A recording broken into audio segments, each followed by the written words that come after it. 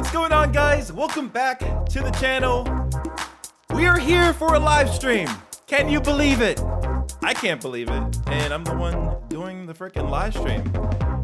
How are you guys doing? Good to see you guys. Shout out to the people who are here first with the notifications on. You guys are real troopers. I do really, truly appreciate it. Who we got here? We got Mixed Sports. I see you. What's good? We have Blood Rain near you. Welcome to the stream. We have Blood Money 242. I see you here. We have Ernesto in the chat. We have IMAX Plays. We have Z-Man Scar in the chat. Yo, of course we gotta represent the Eagles, my fans. Thank you, Demir. We got a good win to get today. It was insane the way that it finished with the block field goal, but hey, man, I'll take it. That was super exciting. It was a nail biter, and my Steelers won, so it's a good day. It's a happy day. But yeah, anyways, it's good to see you guys. I know it's been a minute. I'm gonna try to intertwine more streams here moving forward. Been busy with a lot of things in life, plus filming videos as well, which takes up quite a bit of time. But I'm happy to be back here trying to help you guys in this particular stream. For these are essentially like as a part of my Discord channel where we do setup helps. We have like 2 channels within that Discord where myself or people that are moderators of the Discord will go in and help you guys figure out technical problems that are wrong with your stream and your setup. And this kind of live stream is the way that we do it live. So it's setup help, but live. And basically I just field questions either from the Discord or in the chat here. And you know, I do my best to help answer them for you, to help get you guys a much smoother, better running stream, get rid of your issues. I know, Mixed Sports, that block was crazy.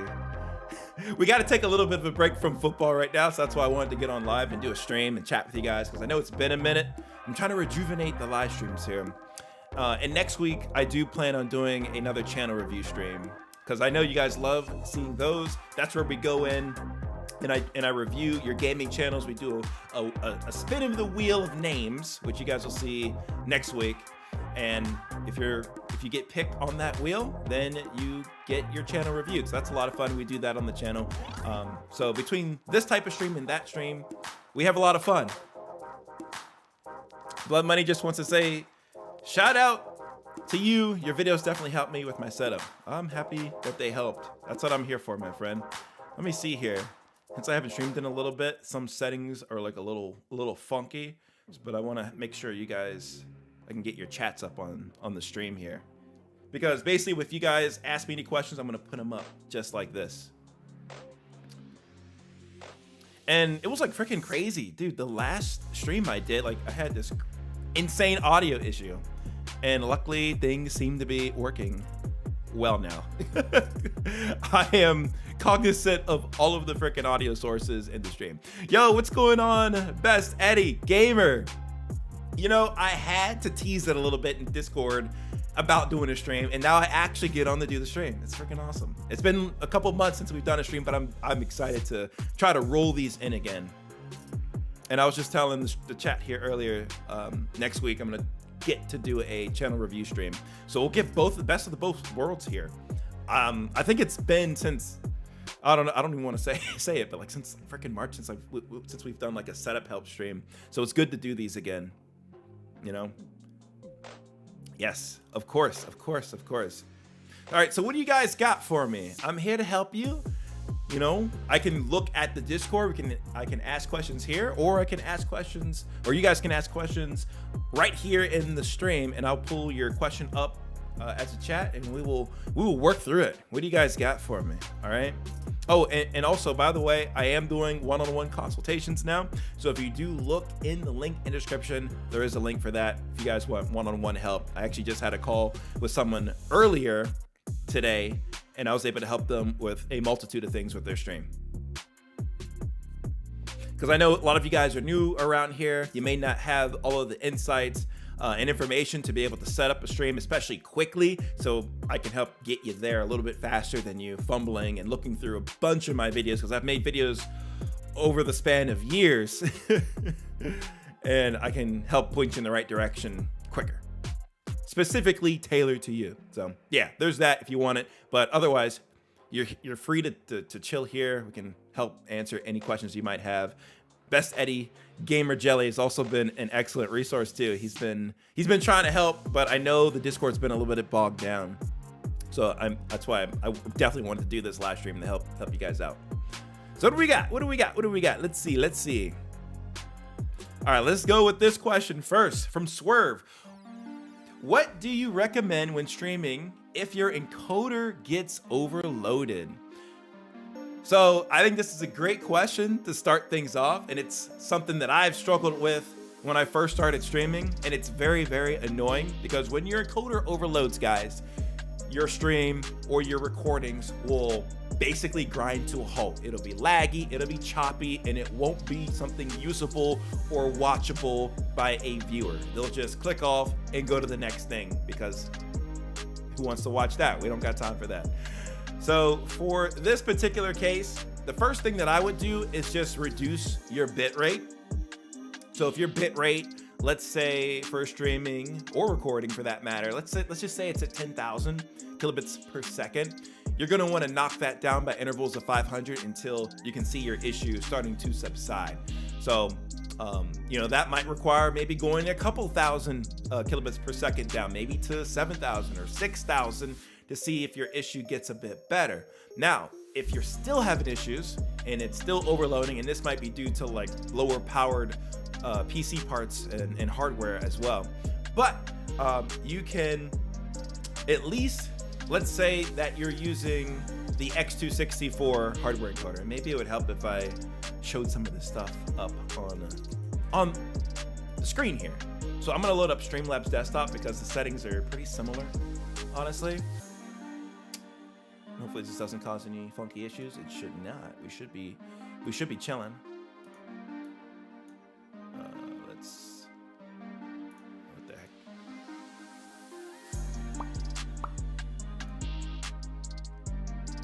Let's go to this one here. All right. Yeah, I think this is cool. Let's see here. All right, you guys can see the screen. We're all rocking and rolling. So if we go to our settings, and this is gonna apply to OBS as well. We're gonna go to output, and as you can see for streaming, right now my encoder, it's set to the NVIDIA NVENC H.264, so I'm using my graphics card as the encoder. Some of you guys might have software on, and when you load up OBS or Streamlabs by default, sometimes it will just put the software encoder, and that's usually not the best option to go with because you're putting all the load on your CPU and you can't utilize other areas of your computer to do other workloads. So it's better if you have a dedicated graphics card, and you know this, use the H.264 hardware encoder option. It's much better. It takes a load off your CPU, and that will allow you to run a much better stream. And then from there, you should be using a constant bit rate here. And then your bit rate, like I said earlier, if you are having issues there, you can reduce the interval. So let's say that your other settings here are like you have mine, then you're gonna need to just knock the bit rate down more and more and more until the issue resolves. Some other things you can try is adjusting the preset. So you can adjust the preset for the graphics card as well as the software encoder if you're just using your CPU. Some of you guys might only have a CPU, and that goes for people who have integrated graphics as well. Some of the lower end computers don't have a dedicated graphics card, so you're going to be using the graphical components off of the CPU. So you're still putting all the load on it, but you can adjust the preset in which both of those hardware components process the video signal. So for let's say for the graphics card in this case, right now I have my preset set to good quality, P5, but if I knock this up a bit, it's gonna put more strain on the computer. Now, if I go the opposite direction here to having the preset to be faster, it's gonna lower the quality, but it'll also take less strain, put less strain on the computer, which is a good thing. That's what you want. So that goes for the software encoder as well here. So I just switched it over. And right now the CPU preset is set to very fast. And if I'm having encoding overload issues, then I'm gonna wanna knock this up to be super fast or even ultra fast. Not this is not the spot I would want you guys to go to first, but it's kind of a last resort because this will make your gameplay footage look kind of blotchy and a little bit blurry. So not ideal. It would be much more ideal if you just adjust the bitrate to be lower, because that will at least get you to where your quality matches what your computer hardware can output. If you're still having issues, before I adjust the preset, if you can do it here, adjust your video resolution. So if this is set to something crazy where your computer can't handle it, like 4K, then don't set it to 4K. Set this down to 1080p, 1920 by 1080. Or if you're still having problems, set it to what, 720p, 1280 by 720. 720p isn't the best resolution to go with, but if your computer can't handle it, you got to work with what you got. So reducing your resolution will also help with the quality and the issues with the overloading issue. So that's what I would do. A couple of different things there that I showcased, but that's your best bet, all right, for helping yourself out here. I'm gonna put your question up here because it got chopped off here. There we go. That's looking better. But good question, man. Thank you. That was a good one to start off with. Appreciate you sharing. Let me see something here. My transition is a little too long. And I just noticed that because it's chopping up on the other side of the screen. So hopefully that helps a bit. But yeah, thank you, Swerve. Great question, man. Great question. What's good, El Cholesterol? I see you in the chat. How's it going? Thank you for popping through to the stream. Who else new do we have here? Let me know you're here. I want to say hi to you guys. Will moving too faster encoding hurt quality much? Yes. Yeah, it will hurt the quality. And yeah, I just touched on that. That's why it's better for that to be the last resort. Like, it'd probably be better if you're trying to, if your initial base canvas resolution is in 4K, to knock it down to 1080p. If it's 1080p, maybe knock it down to 720p before touching the encoding presets, because that will make things look blotchy and blurry. But good question, man. Good questions. What else we got here? What do we got here, guys? What do we got here? So, Morph, Henshin Heroes. Is this being chopped off, bro? My goodness. Just doesn't want to work with me. Doesn't want to work with me. Let's see. I want your question to be shown here. And I will make it shown by all means necessary. There we go. There we go. All right.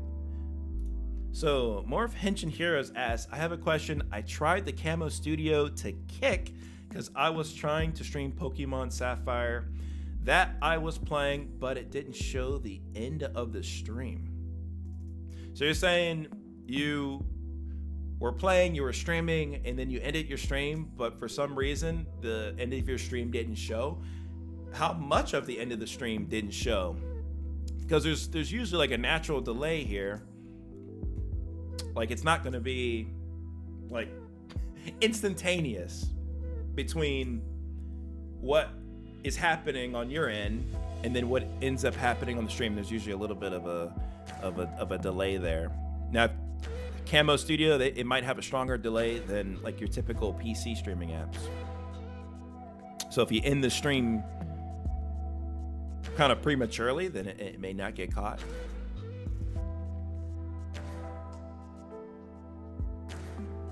Yeah, let me know, Morph, because that's a weird one.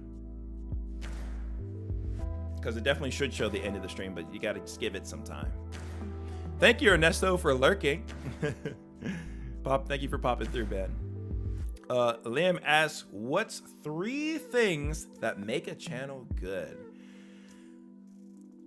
Okay, I would say number 1 is posting consistency. If you're not showing up at least somewhat frequently, depending on the type of content you do. For gaming stuff, you got to show up at least weekly. And I've seen the most successful channels showing up daily. Think about that. Daily, every day, they're making some content to post so that they can continue to grow their brand and their channel and their audience. So consistency is huge. That might look different depending on the content that you do and your lifestyle and your goals and all that stuff, but it's very important to have some level of consistency. Like even for my channel here, if I posted one video a year, think about what that would do to the channel. It would drive it into the gutter. So that's very important, and it's consistency over a long period of time. So not just a couple months, maybe even a year. You got to do this for maybe multiple years to really see the success and outcomes that you want to get. A second thing that I would say makes a channel good would be,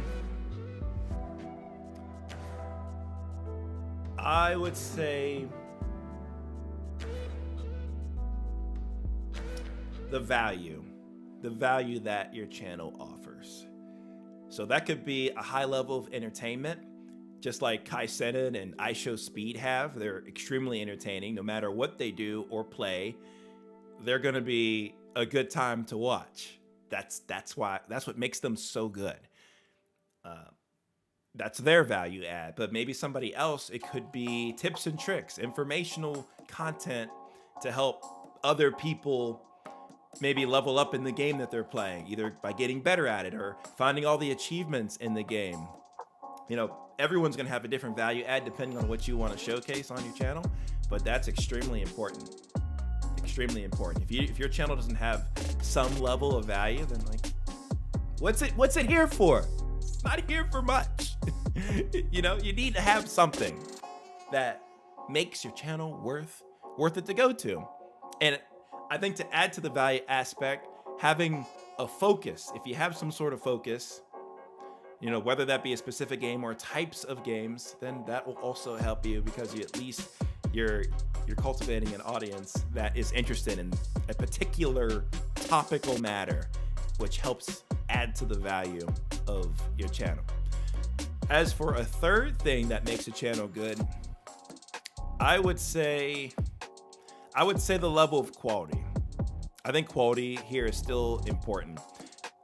For example, if you have really bad audio, no one's going to want to stick around for that content. It's going to be ear piercing. We're going to want to gouge our ears out.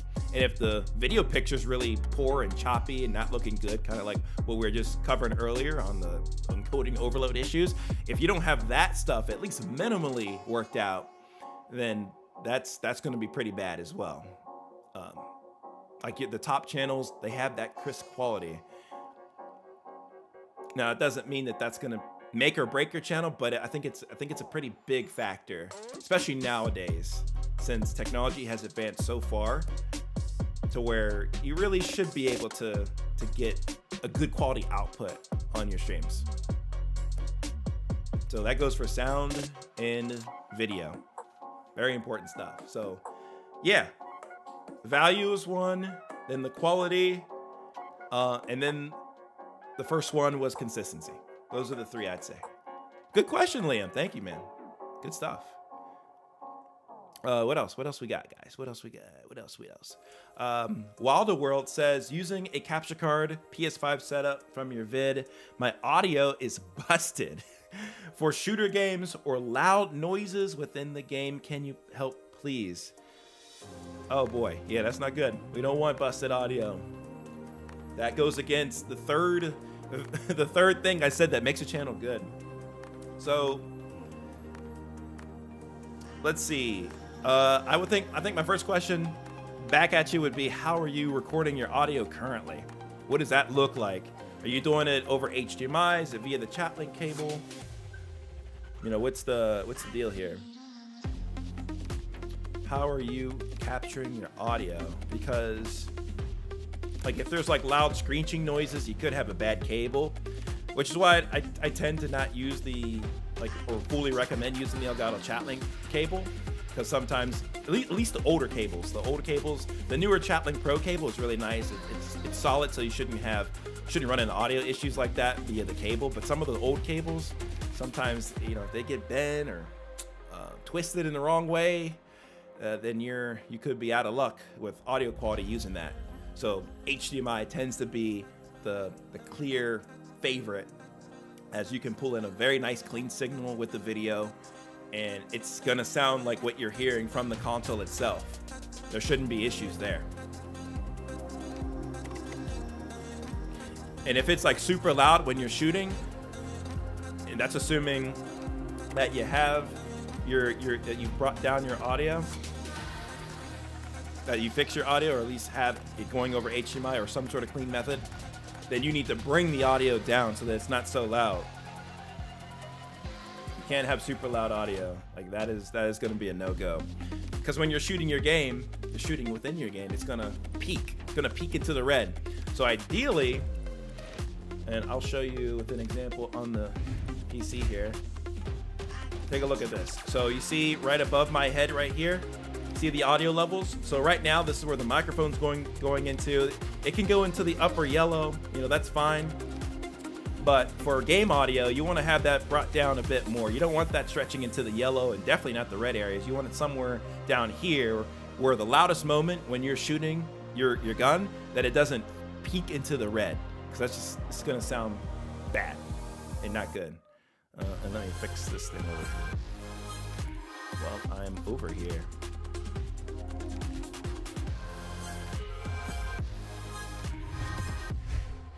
So hopefully that makes sense, Wild World. You're using OBS and the Chatlink cable. Yeah. So if it's the original Chatlink cable, those have had issues, you know, getting damaged because they're so highly used. So eventually they're gonna wear and tear, and that can cause issues with the audio quality. But if you're using HDMI, test it over HDMI. See if you're still getting the same audio quality. That's what I would try out.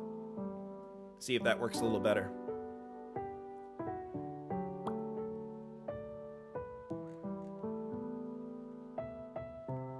OBS is lacking on your PC. I would refer to like 15 minutes ago chat I had on the stream here around encoding overload issues, because it's gonna also apply to what you're dealing with. So that was actually the first question I covered on the stream. So just scroll the stream back a bit and you should be able to see that. Yes, you can use a PS4 to stream as well. Yep. Yeah, you can do that. PS4 has a built-in streaming functionality, so you would be able to go live using that. And I have some videos on that on my channel. Let me know if you want me to send you some links to it. But it still works. It's still good. So you don't even need a computer to go live on the PS4. You can literally just connect your YouTube or Twitch account and just push your stream. Easy peasy. Just press the share button. You should get to it easily if you press the, well, on PS5 it's the create button, but I think on PS4 it's the share button or whatever. So that should be the button on like the left hand side, like on this side over, where the heck is my finger? Like right here. Right here. It'll be that button on PS4. Yeah, you can even type in on YouTube, Midnight Man PS4 live stream, and it should pop up. I bet I could do that. I could try that right now. See if we can pull it up.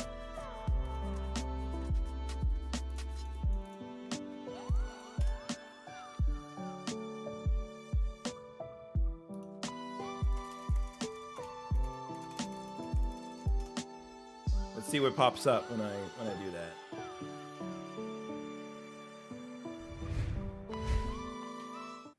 Yo, thank you, Grover's Mental Pit Stop. Appreciate the $6 super chat.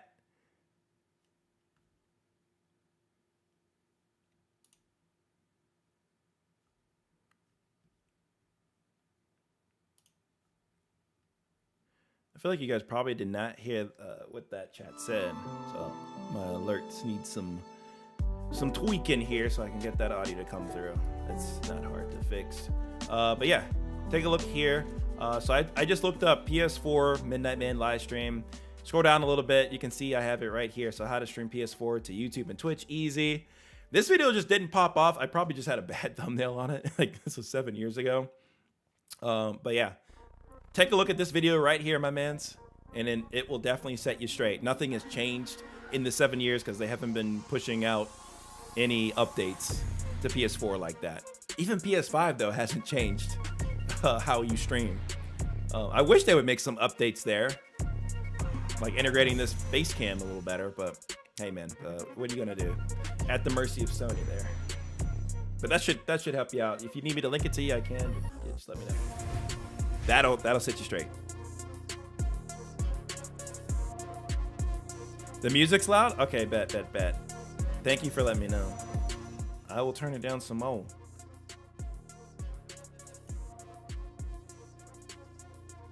Yeah, I don't want to have my voice fighting with the music. That should be better. Thanks for letting me know. All right, thank you, Eddie, for putting that in the chat. You don't have a PS4? Yeah, why did you ask? Are you planning on getting a PS4 and you're interested and you're just trying to figure out if it'll work? I get it, man. I get it. All right, let me take a look at the super chat here from Grover's Mental Pit Stop. They ask, why does capture freeze and how to fix it without quitting live? This never happened before until I moved my setup to another room. Okay, so if it never happened before until you move to another room, does the first thing that comes to mind is like the heating of your system. So like in this new room, does it have the same level of temperature and cooling that your old room has? Is this new room, is it hotter? Is your PC not set up in a similar way that like it was in the old room? Because that can also cause some issues. That's just thinking about the room change itself. Now, there's other issues that could come into play, such as just overall performance. Like usually if something is freezing, then that means that something's being overloaded on the system. So I'm trying to think of like other times I've ran into freezing issues. Like it's usually when my computer can't handle something. So like I just put in my Camlink 4K for like the first time in years because I thought the Camlink 4K was freezing my video picture. But turns out it was a combination of a low quality camera and then my old computer, which just couldn't handle the 4K signal. So like if you're pushing something like 4K, for example, and your computer is starting to peak out regarding the CPU utilization, then that will also cause freezes. So I would take a look at your task manager. So you can right click. I'll show you exactly how you can do this thing, right? Let me get out of all this stuff. So you can right click down here just within your, like where your home, this is basically your taskbar, but you can right click here. Let me pull this off so you guys can see, but basically if you right click, I'll go over here so you can see it a little bit. Oh, you know, I'm just gonna hide myself. Screw it. Right click down here in the taskbar and go to task manager, just like that. And when you do that, all this stuff will pop up for the processes running on your computer. And if your CPU is getting super high or your RAM is super high, like these things can cause freezing to occur. Like you need to check this stuff. And also there's some applications that can be resource intensive on your video signal, for example, such as NVIDIA Broadcast. That's notorious for chewing up resources. So that's something else you can look at. I don't think I have NVIDIA Broadcast stuff running right now, but if I did, you would see it in here and you can see how much resources it's taking up between the CPU and the memory. And if these things are shooting up, if you see something on the higher end, then you have a problem. And that's where you kind of need to start your investigation.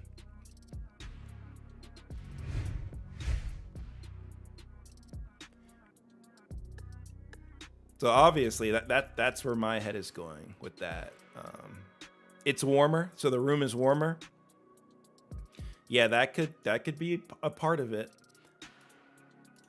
And let's see here.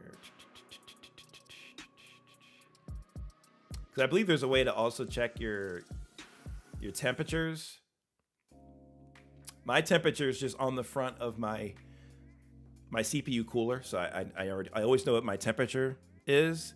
So that's also something you could kind of compare and contrast, seeing how hot it was in the previous room and in the new room, because that can play an effect. But if you have fans installed, I don't see it causing a major thing. It would have to be significantly hotter in that room.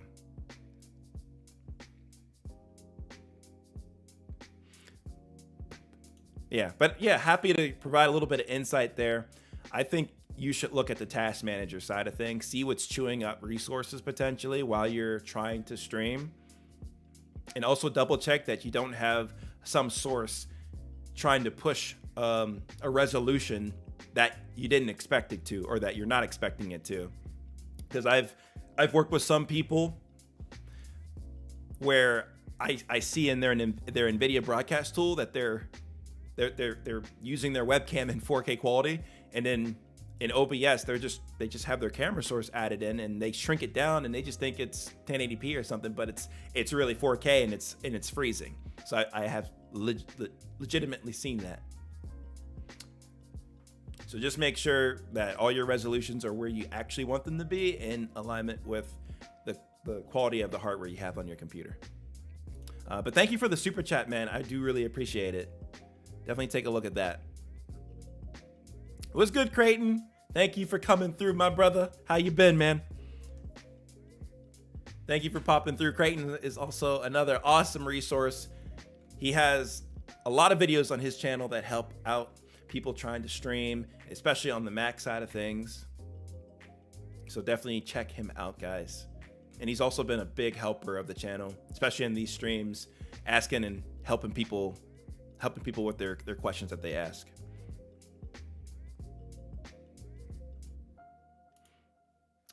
This is a good question from Supreme26. Hello, bro. I'm getting a PS5 Pro. What's good capture card under $200? I'll be using a 2K monitor. So this is a good question, because I'm trying to put together like a master video on all of the top capture cards, depending on the budget and price range. So let's take a visit to Amazon, and I will show you guys my recommendations that kind of fit this scheme. All right, so this is my Amazon page. You guys do not have to buy anything off of this Amazon page, but it is linked below if you guys want to check out everything that I recommend, from computers, the mics, the capture cards, the monitors. I try to keep it up to date, but this is like the one-stop shop where you can go to find my recs. So as it pertains to capture cards, you have a few different options.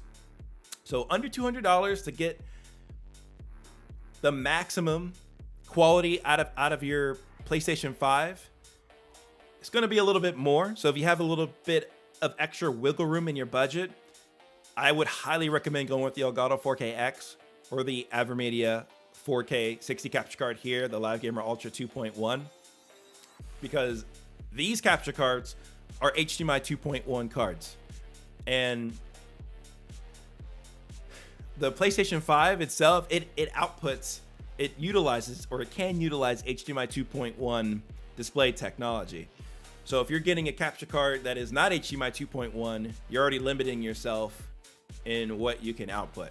So I would highly recommend the Elgato 4K-X or the AverMedia capture card here that I have listed, which is the Live Gamer Ultra 2.1. These are excellent cards to get. Now, if these just go beyond what you think you can spend on a capture card, I think the next best thing would be this AverMedia capture card here, which is also pretty good. This is the Live Gamer Ultra S. It will allow you to record up to 4K 60, but I think in your case, since you're just using a 2K monitor and you're not using a 4K display, then I think you'd be okay going with this one. Now, if you told me you're using a 4K monitor or doing 4K 120, then I would say absolutely, you got to go with the other two that I just mentioned. I still recommend those other two because you're going to future-proof yourself in case you upgrade to a 4K 120 monitor. But at least for your cases right now, something like this would be totally perfect. This is the GC 553 Pro, Live Gamer Ultra S. From AverMedia, it's really good. And you'll be able to record up to a 2K 120, at least 2K 120. I know that for a fact. Obviously, it's more than what you need, but you'll be able to get exactly that out of it. See, this is the pass-through, so you can pass 4K 60, you can pass 2K 144. For the PS5, you're just going to be concerned about passing 2K 120, so you'll be good here. And then for the recording resolutions, you'll definitely be able to capture 2K 60. You may even be able to capture in 2K 120. Let me check. Yes, capture resolution. Yes, you can. So check that out. You can capture up to 2K at 144 hertz. For the PS5, 2K 120 is just going to be what you're going to stick with. So yeah, I think this capture card or the Elgato 4K-S that was just released, these are going to be the two best ones you can pick up for your situation. If you want to future-proof yourself, like I said, go with 4K-X or the Live Gamer Ultra 2.1 because HDMI 2.1 tech there.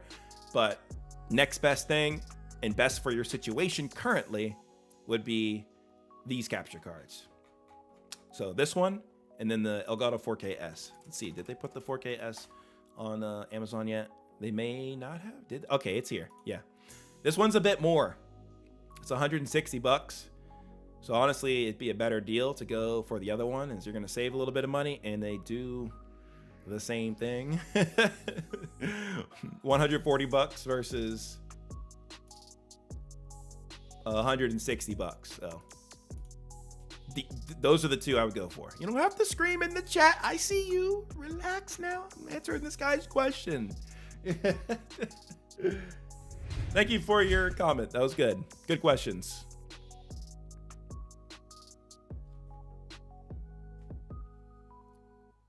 Hold on, we're gonna fix this. I'm gonna make sure you guys can hear the audio out of this.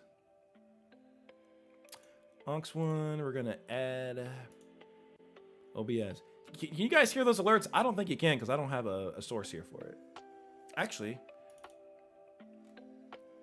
yeah, let's just do this for now. Yeah, I don't need to hear it. You guys need to hear it.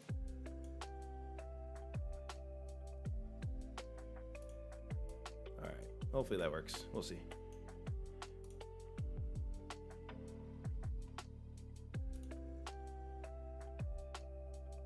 Thank you for your session today. Hey, appreciate it. Appreciate that you're here.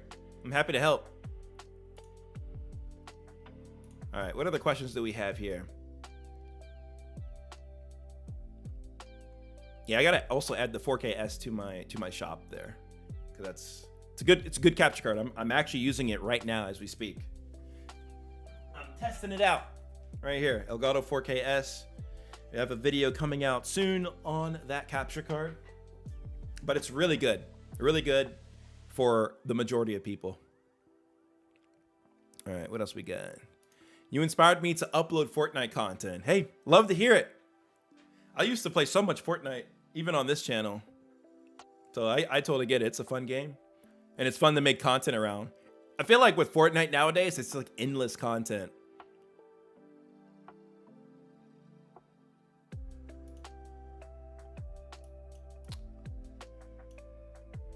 Oh yeah, I don't think the alert audio is funky. It's funky today. Yeah, I don't think that alert audio is coming through. I have to go and add the audio source. Yo, thank you, Kirsten Jaggy, for becoming a member to the channel. You can refresh the chat and you'll be able to get the emotes that we have there. And you have a badge next to your name now. So appreciate you for joining. Thank you. And Eddie, appreciate you as well, my friend. Thank you for the $5 super chat. You are a real one. Thank you so much. You didn't have to, dude. You didn't have to do that at all. Okay, what else we got here? What else we got here, guys? Yeah, this has been good. Good questions here. Hopefully that's becoming, it's helpful and insightful for y'all.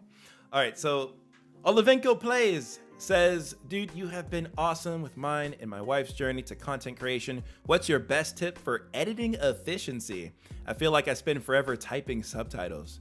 Oh boy, typing the subtitles. What are we doing typing the subtitles? Subtitles for shorts? Because for shorts, there's definitely other methods that you can use.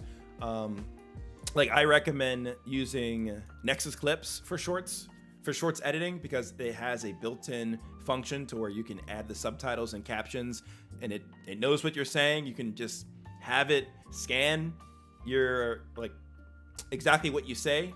It'll basically read it using their software, and then you can just make fine adjustments if there's misspellings or mistakes, but you're not doing it manually. So yeah, I wouldn't, especially for shorts, I wouldn't do it manually like that. For long form videos, typically I don't like add subtitles across everything, but maybe for specific sections or the beginning of videos, and I just do that manually. But there are tools that also help you with that.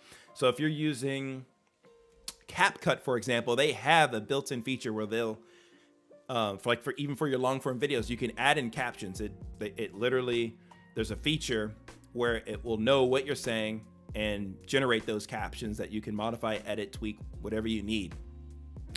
Now that might, depending on the length of your video, there might be a limit to how many captions can be generated.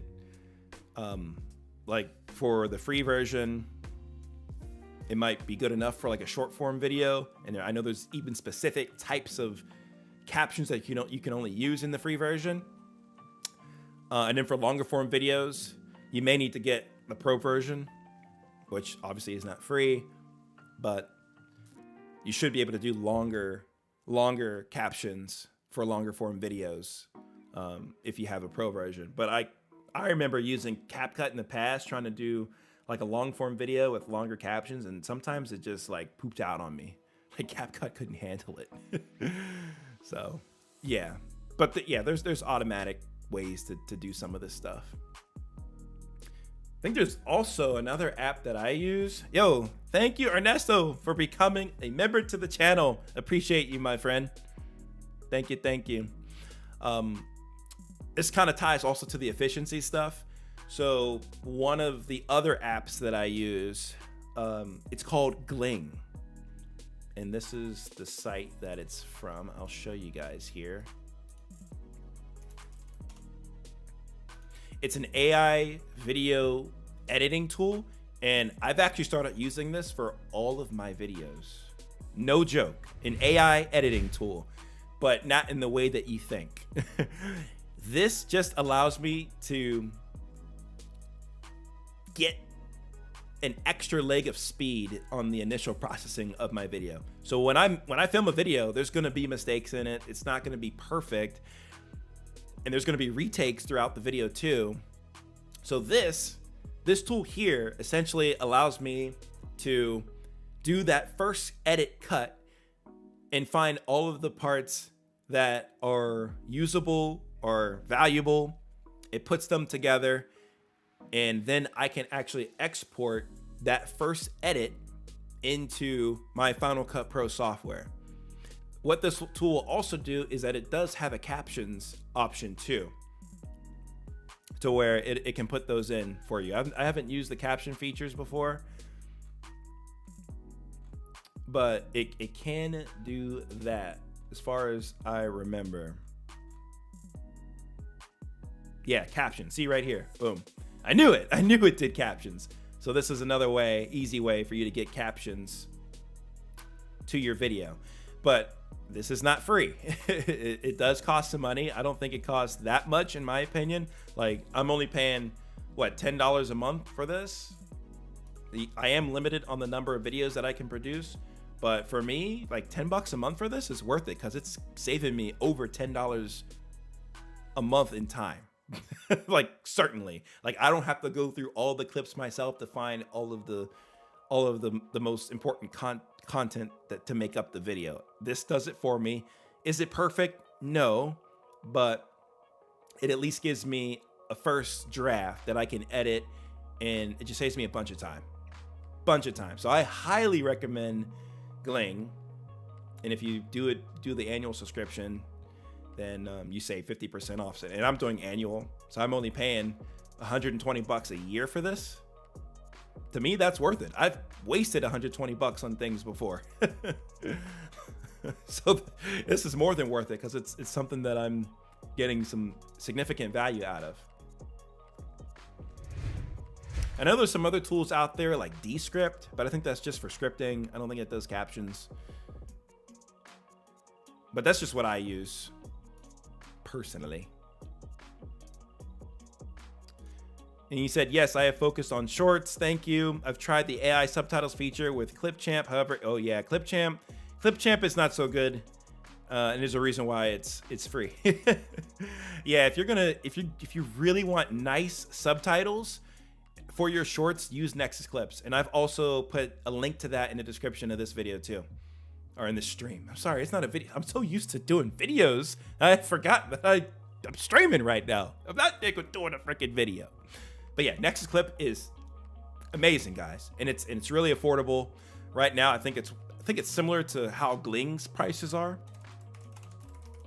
I don't know if I can just pull the pricing up right away. They kind of tuck the pricing away, but they've been a long-time sponsor of the channel, one of the first long-time sponsors of the channel, and I wouldn't have partnered with them if I didn't recognize the impact and value that they bring to this space in the gaming world for content creators. I didn't see any other tool out there that could synthesize down your long-form gaming videos and make really good shorts out of them. Like, nothing else out there seems to have that level of pool. Like, I've tried some others like Opus Clips, but like some of those are just better for podcast highlight reels. Like, Nexus Clips is made for gamers to make good shorts and to have the engaging subtitles and all that, and it's really good. But I think it's about $100 a year for Nexus Clips right now. I just can't really find the information as it changes, and I can't just pull it up on their website. I think this is accurate right now. This here, I think this is the current price right now, $12.49 a month, and you can get it yearly, and that should make it cheaper too if you do it annually instead of doing a monthly plan. So something to check out. I put a link in the description below for it if you guys want to take a look. All right, yeah. What else we got here, guys? What else can I help y'all with? No, thank you for being a support to the channel. Appreciate you coming through and being a member as well. I'm here to help. What else we got here? Quan vs. the World says, I have a Astro A50X and my PS5. Audio and screen not showing. Can you help? What else are you using as a part of that setup? Are you just using the Astros with the PS5?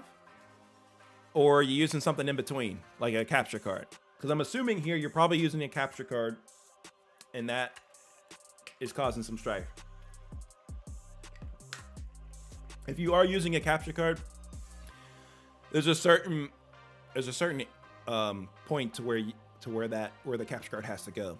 And I believe, if I'm recalling this correctly, I have a video on this too. You can check it out.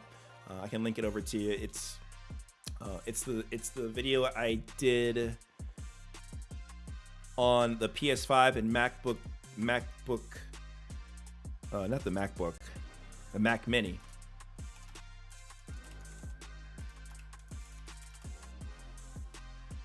This one right here. This video here. Building the perfect streaming setup for PS5, M4 Mac Mini, and Astro A50X. If you watch that video, I guarantee you your issue is going to be resolved. But from what I can recall, since using the Astros with this setup, you have to have the capture card come after. I'm trying to figure out like the best way to explain it. I'm gonna put up the graphic diagram. Have you ever wondered? Because it's gonna be confusing if I don't explain it perfectly. Because I made a diagram on this. I just don't have it in front of me. So I'm gonna pull it up. We are gonna pull it up from the video. that we made here. Here we go. This should be correct. All right.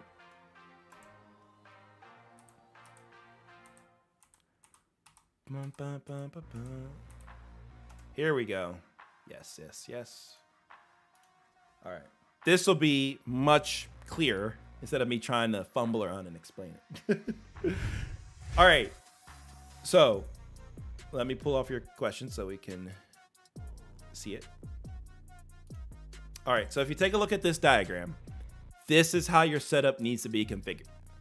So number one, your capture card, it needs to go between the base station and the Mac Mini, as you see, or whatever computer that you're using, as an HDMI input. And then you're gonna do an HDMI out from the capture card, and that's gonna go out towards the monitor from the base station. That would be step number 2. So step 1, you're gonna have your base station set up like normal. You're gonna have the input for the base station to the PS5 like normal, but the difference is gonna be the HDMI out coming from the Astro base station. So from the base station, you're gonna have an HDMI out that's gonna go to the capture card, as you see here, and then you're gonna have that's gonna be an input to the capture card. By the way, it's gonna be an input to the capture card.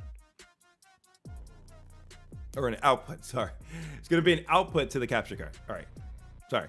Output to the capture card. It's gonna be an output to the capture card from the capture card to the base station, and then capture card to the PlayStation. So the PlayStation is gonna be the HDMI input, base station is gonna be an output, and then step number 2 over there, base station out to the monitor. So that's how this should flow. You should not have the capture card doing the HDMI out to the monitor. This is how it should look. So that was probably a little confusing and it's tricky, but if you have it set up like this, you will have audio and you will have something showing up on your software on your screen. Tricky stuff, tricky stuff, but that should help set you straight, Quan.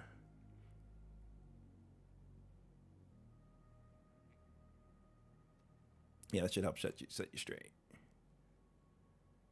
What's the best cheap chat link cable? I would just get the Chat Link Pro. I wouldn't go cheap on it because if you get a bad cable, it can wear and tear over time. Not worth it, in my opinion. Just get the Chat Link Pro, which would be this bad boy right here. And it's only 20 bucks. 20 bucks. And you're going to be groovy. And it also has the isolator on it here. So that's great for when electricity is flowing through whatever devices you are using. So for like the Switch 2 or your PlayStation 5 controller while you're trying to charge it, that's going to cause static electricity to be picked up in your audio. So this isolator allows you to basically not have that static sound come through. So I wouldn't go cheap on it. Don't get like a $5 Chat Link cable. Get this one. I'm only going to recommend this one. I'm not going to recommend a cheap one because it's not worth it. So yeah, get that one, my friend.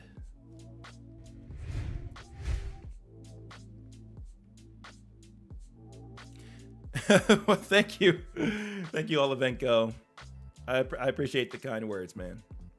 Yeah, look into Nexus. It's good. It's good. I work with them for a reason. You see them sponsored in my videos. They are good.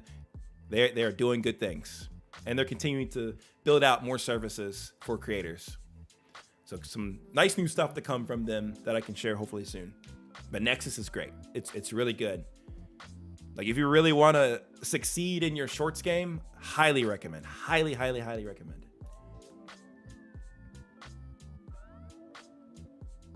Yeah, I saw it from Sebastian. Earlier comment. Thank you. We're here to help. So he says, depends on the game for Nexus clips. They are working on it. Some of the fights are pulling up and editing properly. Yeah, I mean, one thing I've had to do with Nexus Clips is upload some of my own clips, and that seems to be fine. But it can also figure out what game you're playing and chop it up and pull out like the most highlight worthy moments. So I think that's really, really good too. But they're continuing to improve it. So it's really good. I think it's in a really good spot right now.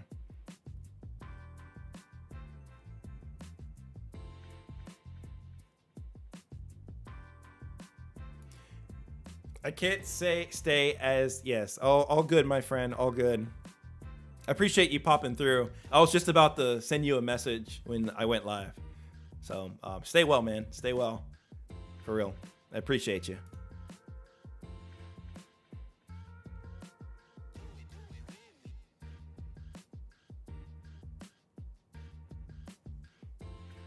Yeah, feel free to join the Discord, guys, as we do have channels within there that you guys can ask these questions, and either myself or other folks in the Discord tend to help out to try to get your setup straight.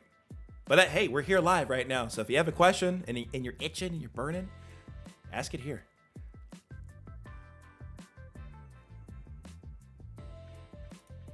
Scuba says let me fix this freaking thing. I don't know why it does this. This needs to be better. All right, so Scuba says, my advice to anyone streaming from console to PC is don't hook your headset up to the console, hook it up to the PC and its sound settings. For capture card, set it to listen to this device. So I think you're referring to like listening to the console audio from the PC. Yeah, that's what I recommend. I feel like people get so attached to wanting to use the chat link cable, but you don't need it, guys, for any console. Seriously, you don't need it for the Xbox. You don't need it for the PlayStation. You don't need it. You don't need it for the Switch 2. Like, you can listen to your audio from the PC and you're going to have a way better experience, and you can listen to Spotify. You can have Discord set up on your on the PC. And now that PlayStation is integrated with Discord, no excuse for your friends not to hop in a Discord call with you, and it'll work for them too. They can be on PlayStation, not have a PC, have Discord set up, and you can still chat with them on the PC, and the quality is going to be way better versus trying to chat with them on the console itself, because you're missing out on the overall streaming experience audio wise by only listening to audio from the console instead of the PC. You can hear everything.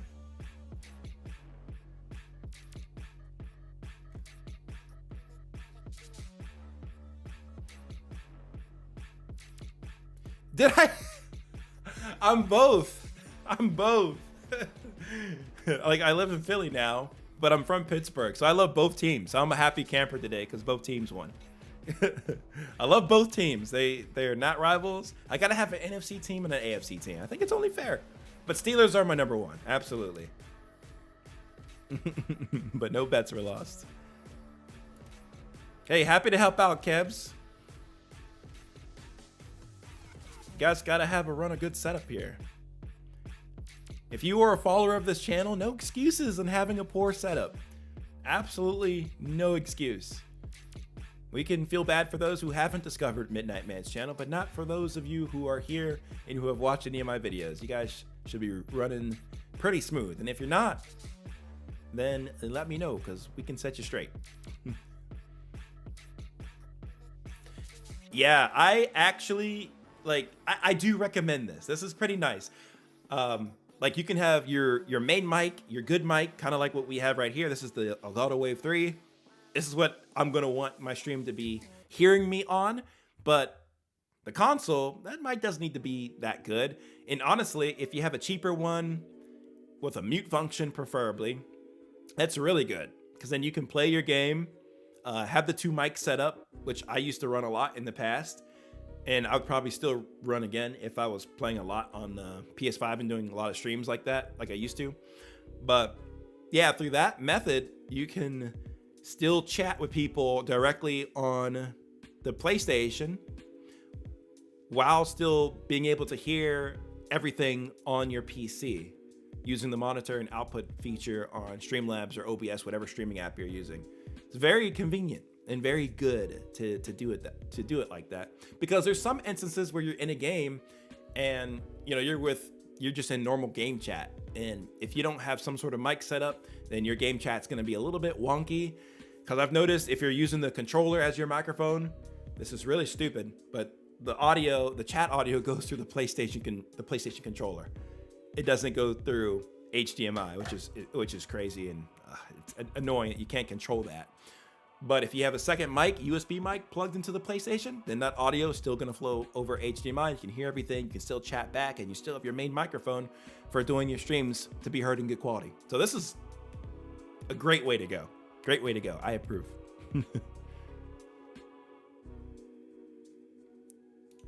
Best budget mid-range webcam for streaming content creation. I would say my favorite right now that I'd recommend is the Insta360 Link 2C, and I'll show that to you guys here.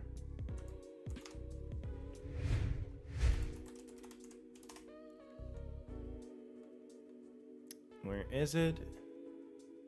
Yeah, this is it here.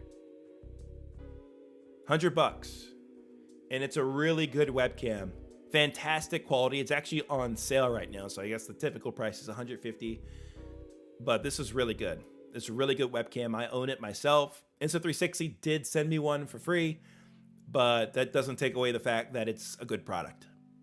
So I highly recommend this one. And I would say this is somewhat mid-range.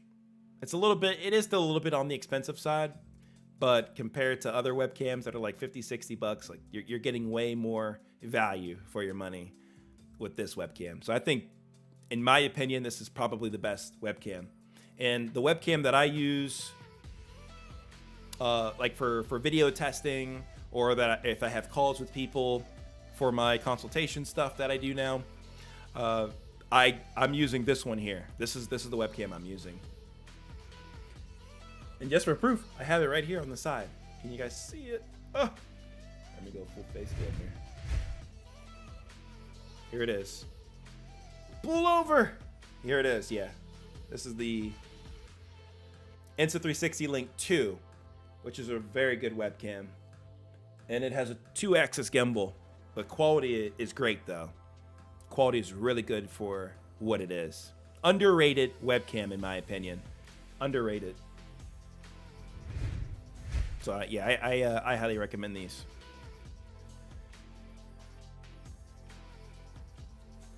Now I know Elgato has some webcams too, but they're a little bit more expensive for what you get. I think they have the Facecam Mark II. This has come down a bit. It used to be, oh, this is the Mark II, not the Facecam Pro. Mark II is fine. I haven't tested this out though myself, so I can't say for certainty how good it is, but it's also a good option. A lot of people are using it. There's another one here. I haven't tested this one either, but I trust Elgato. I would assume it's a pretty good, decent camera. This one's only 57 bucks. So that's pretty good. So there's another webcam I want to share with you guys that's really, really good. And it's super cheap for what it is. So if you go to my Amazon store page here, you're going to see this bad boy right here, the eMeet C950 4K webcam. I think outside of that Insta360 Link 2C, because you get some extra stuff with this, like software and the tracking. There's other stuff you get with this, which makes it still the better webcam. But this eMeet C950 is absolutely excellent for $34. Really, really, really good webcam. You get 4K. The quality looks good. I've used it for stream setups that I've done on this channel. Probably one of the best bangs for your buck that you can get. You want to really have your money stretch and have something solid quality. Highly, highly recommend this. Highly, highly recommend. Really, really good. So those are my best webcam recommendations as of today.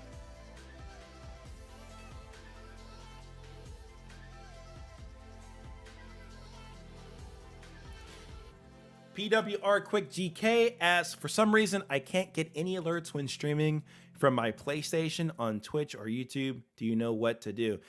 So that's one of the limitations of streaming directly off of your console.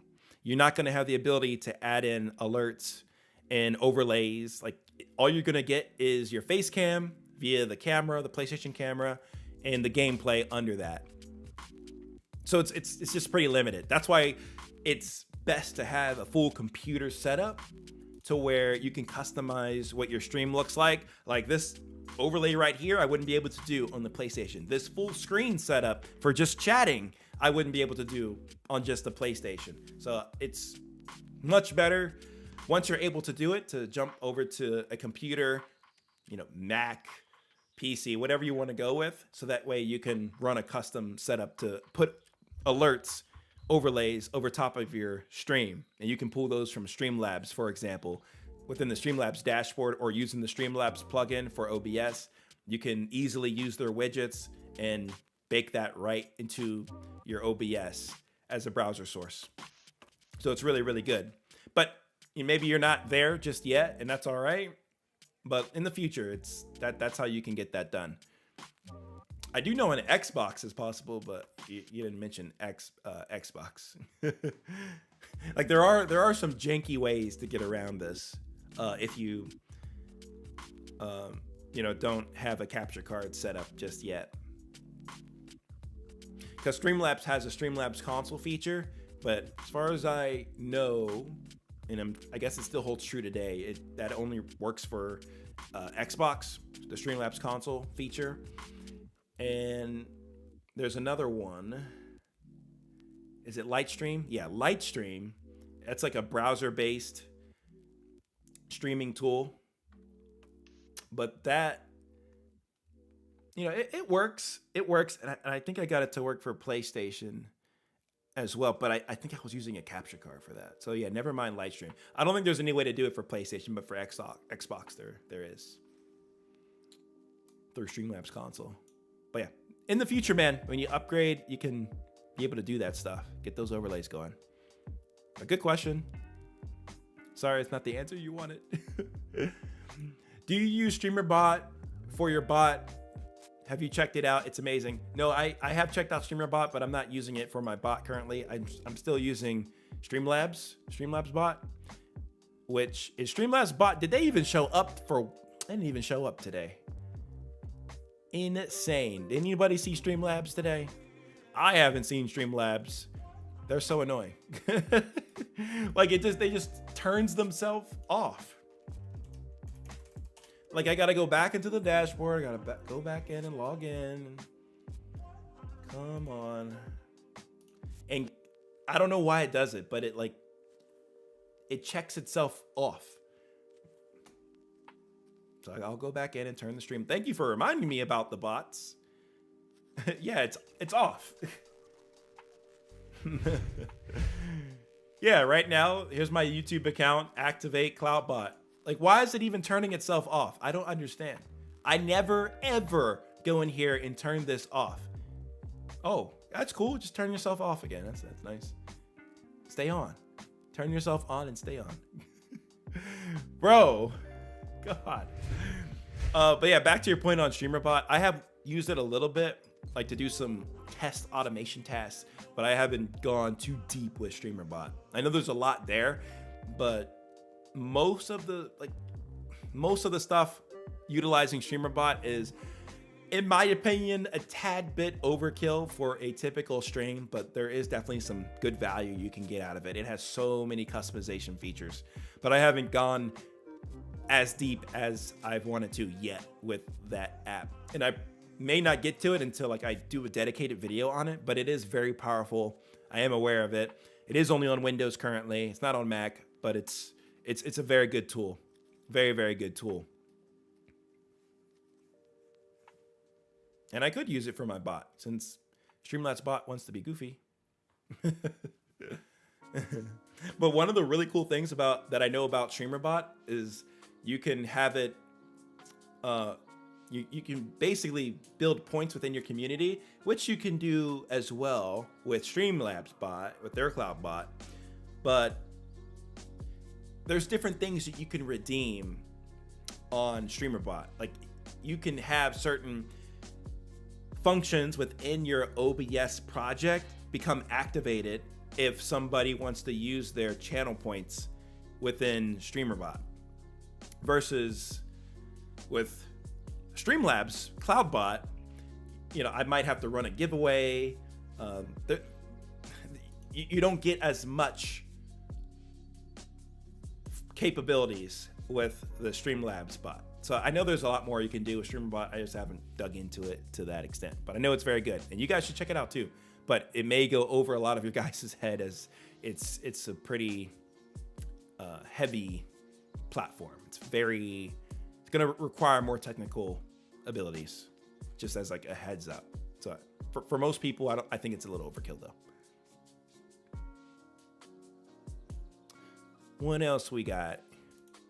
Blood Money 242 ask, if you're using a Mac, don't make the mistake I did. I repeat, do not set a background for your system webcam. It will block all video capture.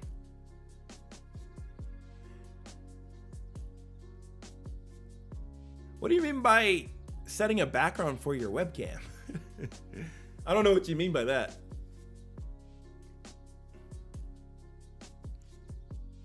Yeah, I'm not sure where you're going with that one, man. I'll need a clarity on that one.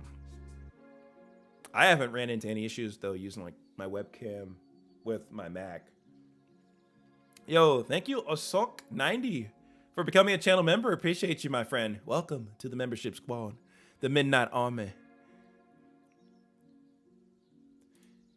So it works good, that face cam? Good. All right, I can recommend it then. Creighton's a trusted source. He's a good trust me bro. So I can recommend it to you guys as well. Good stuff. No fear shown. Where's your question? Let's see. I don't see your question. You said, can you help me? What would you like help with? I can try to help you out here. Miniman, do you do reviews of other streamers' YouTube channels? Yes, I do. We're actually gonna do that next weekend. Probably Saturday, but just keep your notifications on. Yo, thank you Grover's Mental Pit Stop for becoming a member. Welcome to the Midnight Army. Appreciate you. Thank you. Yeah, we're gonna be doing channel reviews next weekend. So have notifications on so you do not miss that stream. We usually go a pretty long while, so I'm planning to do so we can review channels. I will try not to get too stuck up on like watching a channel for like 30-40 minutes. Sometimes I do that. I just don't want to make that a habit because I want to churn through more channels quicker. So that's on me to get a little better there. But yeah, we will be doing some channel reviews coming up here next weekend. So stay tuned. I want to be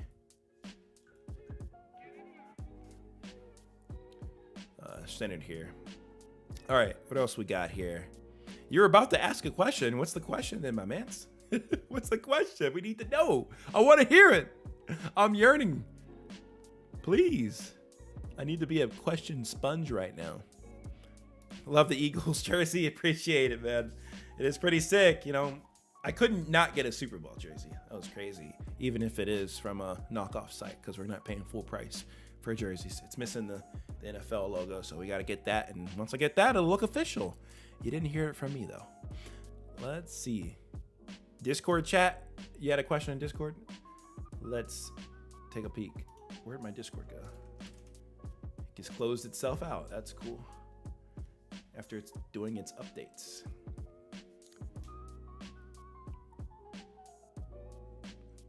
Where'd you put that question? There's a lot of channels on here. In general? No. Setup help? Oh, yes, you did. Setup help. Okay. Did you get it? No. Okay, cool. Wow, you are in luck today for sending a question in setup help, and I'm live doing setup help live. So you said, does anyone know why when streaming live on Twitch, even when the mic is muted, the stream can hear me? Using a PS5 capture card in Mac using OBS as well. Yeah, so if your mic is muted, you shouldn't be heard. So that leads me to believe that maybe another mic is being used as a part of your stream, and maybe you don't realize it. So double check your OBS settings, your audio settings, your global audio settings. Once you're in the audio section, it should look a little something like this. I'm going to use Streamlabs just as an example because OBS is in use right now. And I don't want to give you guys that Inception look. But yeah, in your audio settings, you're going to want to make sure that this is set to whatever mic that you want it to be using. I wouldn't have it set to default because default is going to take whatever mic is at your operating system level. Whatever mic you have selected there, that might not be the mic that you want to use for your stream. So that's why when you mute yourself, it may not be muted on the stream too. So double check the setting, make sure it's the microphone you actually want to use, and you should be good to go from that perspective. The other thing here is the microphone itself should have a physical mute toggle. And that's what I'm assuming you're meaning by when the mic is muted. So if it has a physical mute toggle, like I have a mute toggle right here. See, you couldn't hear me right there. I was completely muted. That's how that should work if you're using the mute toggle on the mic itself. If you're muting yourself in specific applications and you have to mute yourself in all those specific apps, I think that's just a bit of a headache. So just do it from the device. Make sure you have the right device selected in your settings, and you should be good. It should all work, unless you have a faulty microphone. That would be the next thing here. Hopefully that helps you out there, Sabrina. Thank you for your question in Discord.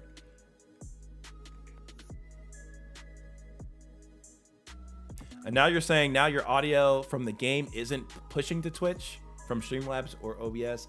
So yeah, I would say same deal. Same deal. Check to make sure you have your correct audio device selected, and you see that it's coming in through the mixer. You should see your audio waves popping up, like right here, right above my head here. This is a microphone. Right now it's muted, but if I unmute it, you can see that audio coming through, and that's going to be, you know, whatever microphone you select. And if you see it coming through here, it's going to come through on the stream. So just double check that on the stream side, like you don't have something muted, like you don't have the stream muted, like within the browser itself, trying to hear if things are working. Because if you see it here, it'll be pushed. Like that's how that will work. Look at that, Streamlabs bot. Finally, you came to play today.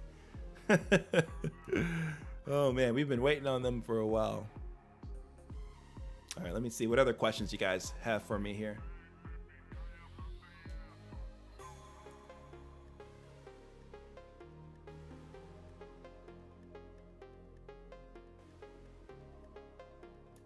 Is there a stream bot in Camo Studio? I don't believe so. I don't think so. No, you just have to set up a stream bot, like through Nightbot, for example, or like I'm using here, Streamlabs bot. Like I'm not using Streamlabs to stream right now. I'm using OBS Studio, but I have Streamlabs CloudBot enabled to for a bot. So it's separate. Like you can set up these things separately from each other, but when you stream, it'll all merge as one streaming experience. So no, I don't believe Camo Studio has a streamer bot. I haven't seen one. I don't know of one. So I would say there is not one. Unless they've updated something that I'm not aware of recently, but I don't believe so. No.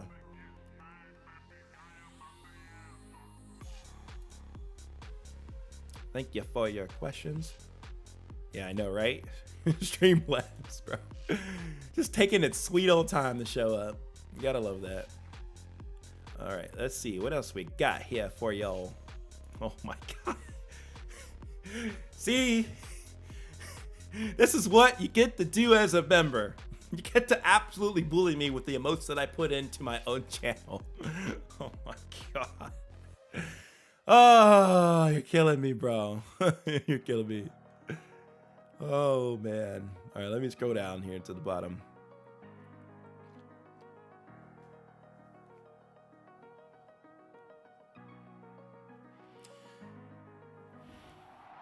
Do you do one-on-one help on Discord? Looking to book? I mean, I can. That is one of the spots that I can take calls on is Discord. But I try to do all my bookings still through the link in the description. Since you're a member, I'll throw you a discount. Just send me an email so I know who you are and we can work it out, whatever you want. Send me an email. And if you want to do it on Discord, I'm cool with that too. That is fine. All right. MW Silverback says, if you are multi-streaming, can you still use Streamlabs bot for the multi-stream like you can Botrix? Yeah. Well, see, Streamlabs, they have those paid services, right? So I think that it should, right? It should. I haven't tested that myself, but I don't see why that would be an issue.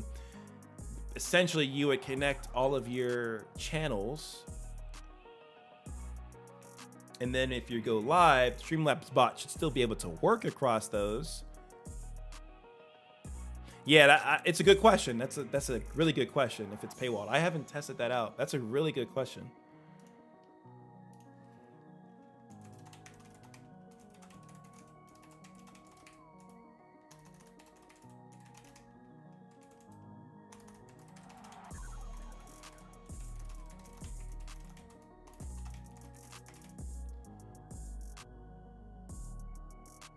Yeah, it is free. It is free. Yeah. Only the multi-streaming itself is not free. So that's good. Just wanted to verify that. So yeah, give that a go. Because then they would be losing out to their competitors.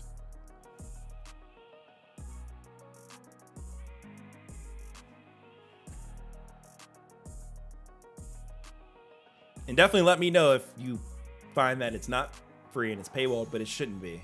It shouldn't be. Just connect your accounts, turn on Streamlabs bot, and it should work.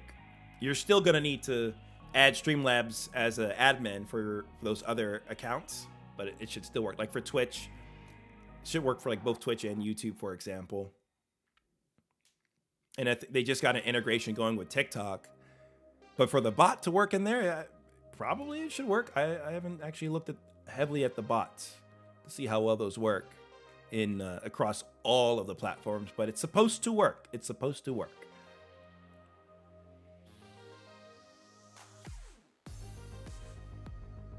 Yeah, I'd imagine it should work perfectly fine for definitely YouTube and Twitch. Other platforms like TikTok, I wouldn't count on it. I wouldn't bet on it. Because these are the ones I'm seeing in their thing. This is at least for multi-streaming. Like this is what they have connected. Like so you can add these accounts. No, not multi-chat. We're not doing multi-chat. But yeah, for CloudBot, it should work. I don't see why not.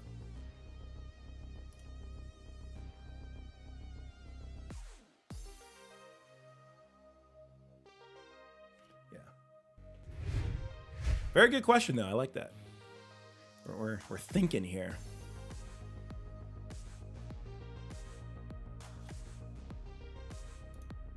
Okay, there you go. Yeah, you can do that too, especially if you're trying to multi-stream everything. If you're already paying for the service, then there's nothing to worry about at all if you're doing like more intertwined multi-streaming. But I thought Meld was getting in their own multi-streaming for like free multi-streaming. I have to dig into Meldboard. I've been meaning to. It's on my list. It's on my to-do list. But that's a very good up-and-coming streaming app from what I've seen. I need to look at it more though. Meld is good. I need to do like a complete tutorial on that though for you guys. So it's on my to-do list. Trust me, it is on my to-do list. I have a lot of videos I want to get done between now and the end of the year. So I'm trying to have a good end of the year cycle. And the hope is that come November, December, I'll have most of the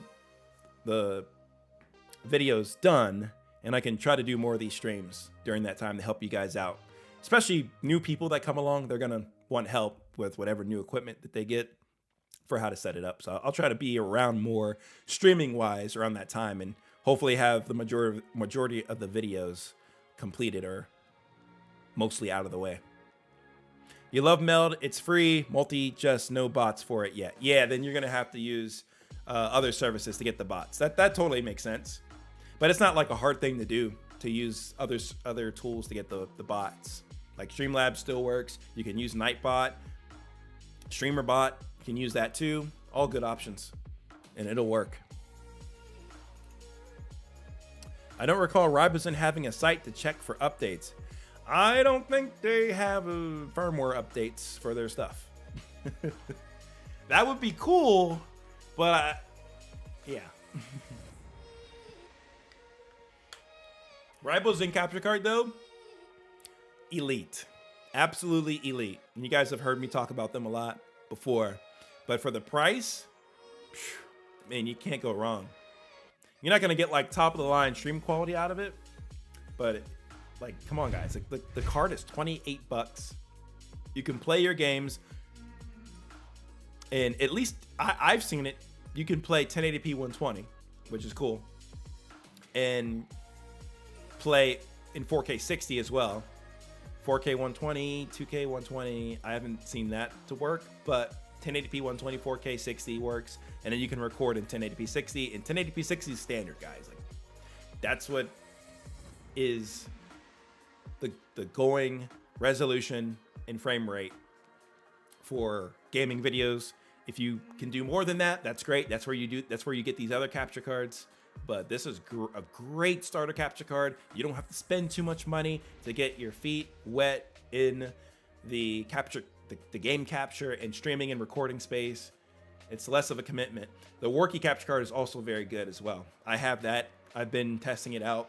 It's good, but it's like these two basically work the same. So you can go with either one of these, to be honest, the Worky or the Ribozen. And you know, those are excellent starter cards.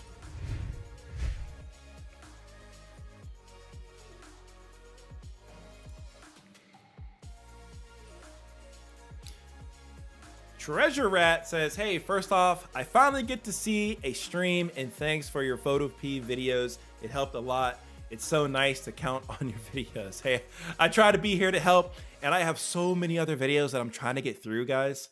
Like, it's ridiculous because I have like this reservoir of content that I want to get out that are helpful videos, and I'm hoping I can get them knocked out between now and the end of the year.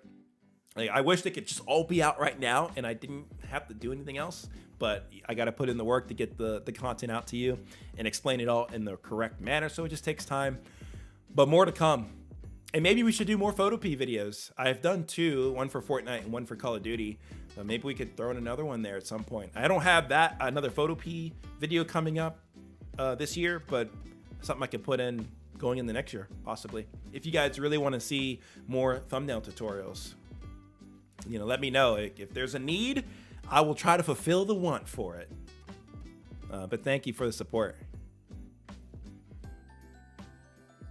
What am I going to walk through step by step? I need to book one-on-one. I have no idea what these numbers mean. Oh, I'm nearly 60 years old. Hey, it's never too late to get started. It's totally all right. But yeah, you can book time with me. I'll throw you a discount too for being a member. Just send me an email, hit me up. Still book the call. You don't have to pay anything to book the call, but just send me an email after that, or I'll email you after I see the booking come through. We'll work it out, my friend. We'll work it out, and we'll get you straight. Yeah, you get the senior discount and the membership discount. Let's go, Birds! Hell yeah, man. Of course. You're in South Philly? Man, you're in the chaos. You're in the chaos down there, my friend. Great win, though. What a day for football. Roger Rips, welcome to the stream, my friend. They asked, do you recommend the Elgato 4K that plugs to your PC or the external capture card? Well, an internal PCIe capture card is always going to be the most top tier. I have not used that particular capture card that you are referring to, I know it's an HDMI 2.1 capture card. It's an internal capture card. We can look it up here. I have used their competitors though, because they sent it over to me. Was it the live? It's not the Live Gamer Ultra 2.1. That's the external one. I'm blanking on that one right now.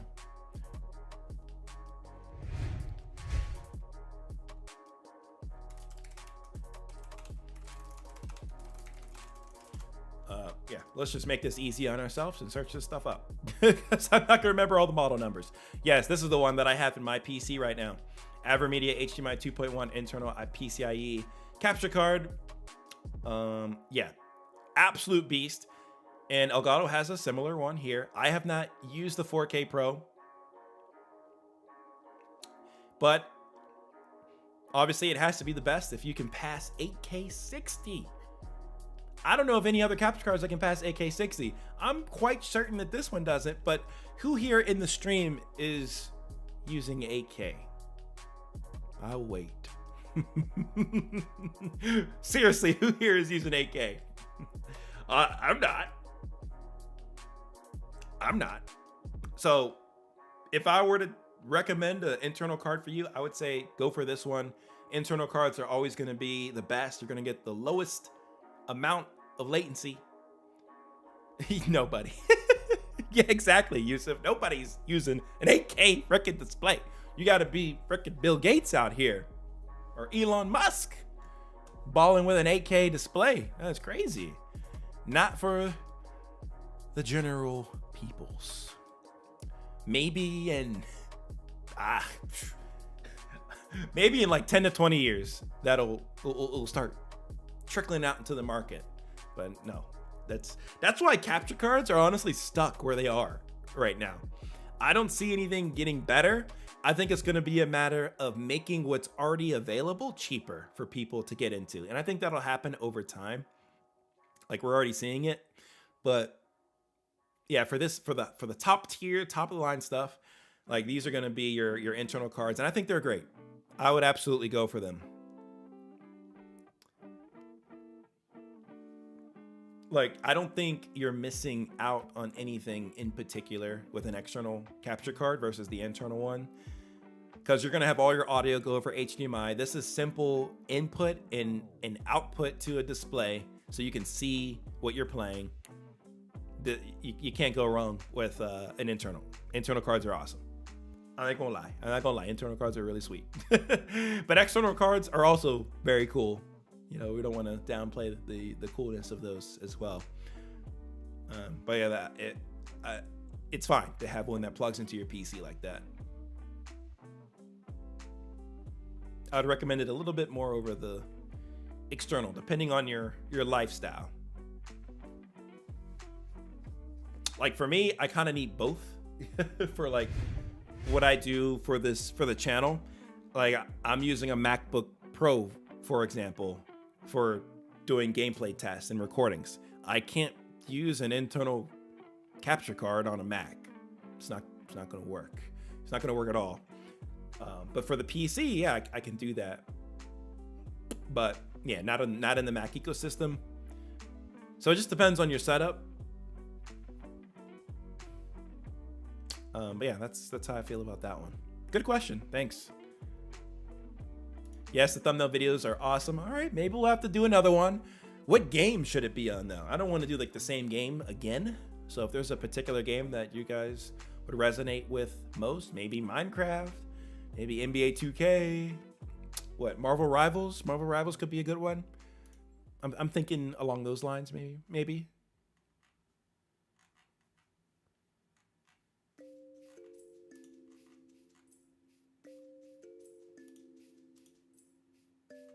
There we go, Mike. Yeah, no problem at all, Roger. Happy to help.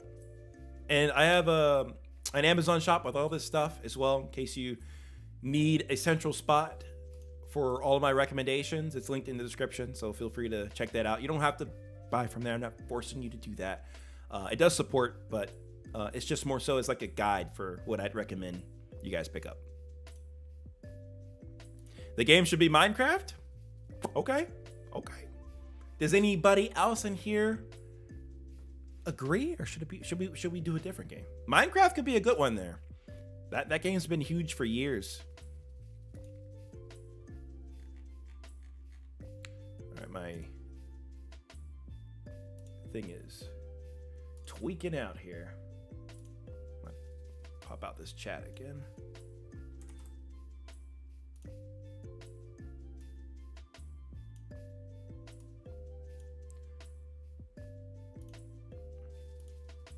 Let's see here. Had to reset my pop-out chat window. It was tweaking on me. Couldn't scroll through the chat. But we're back in business now. All right. And thank you guys for those of you who have liked up the stream. We're almost at 80 likes. Only one person here needs to like the stream and we'll be at 80. Appreciate y'all. Thank you, thank you. All right, what other questions you guys have for me?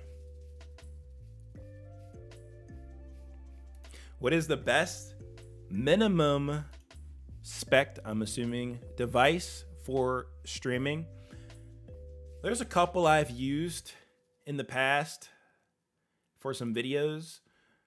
One would be the Blackview mini PC. I can see if they're still making computers currently.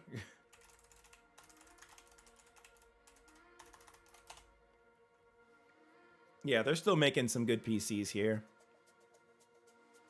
And the key thing you guys want to look for any mini PC is just make sure, first off, you have enough RAM. So like we can take the MP60 here, for example.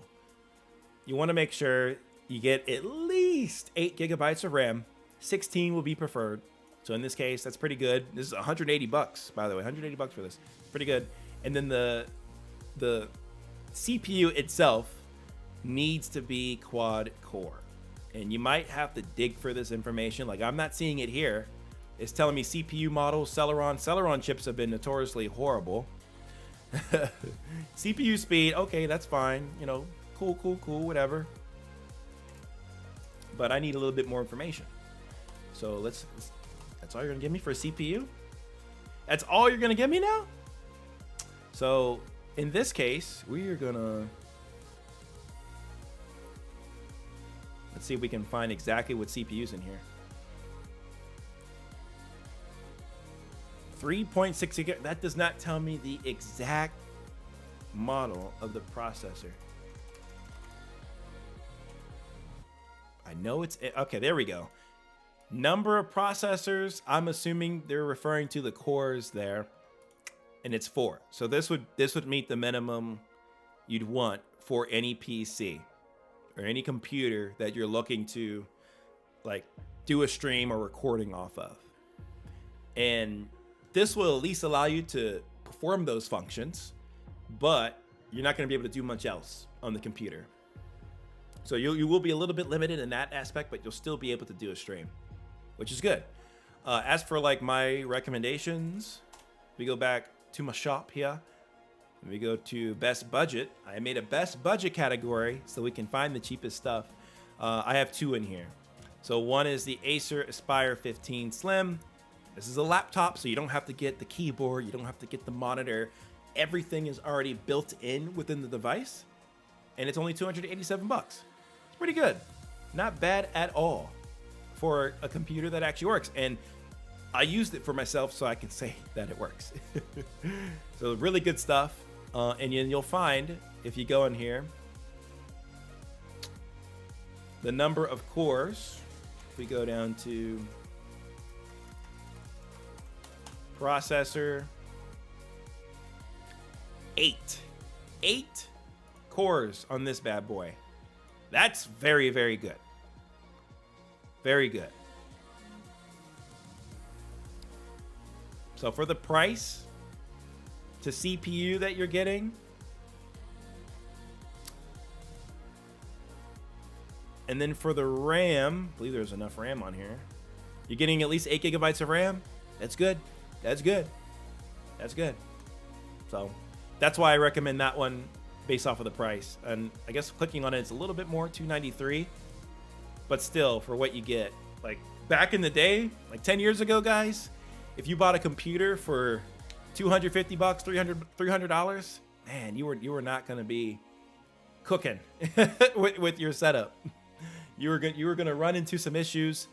I remember using Sony Vegas Pro as my first editing software when I first started making videos and gameplay. It was a laggy mess. So hard to edit. It was very difficult to record gameplay as well. Like it just passed, but not the best quality, but I made it work. Another good computer here is the Ace Magician. This one's a good one too. Not too much. $280 for this one, but you get the 16 gigabytes of RAM. It is a Ryzen 7 based CPU on the lower end of that Ryzen 7 spectrum. And then you're gonna see with the cores,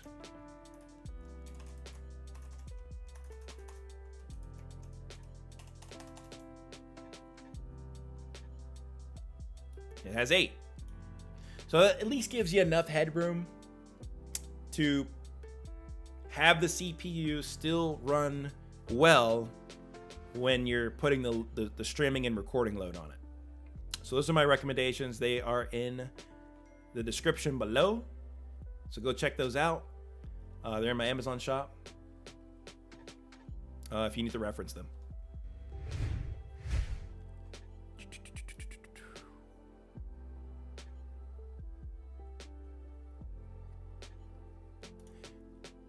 I think Creighton just answered your question.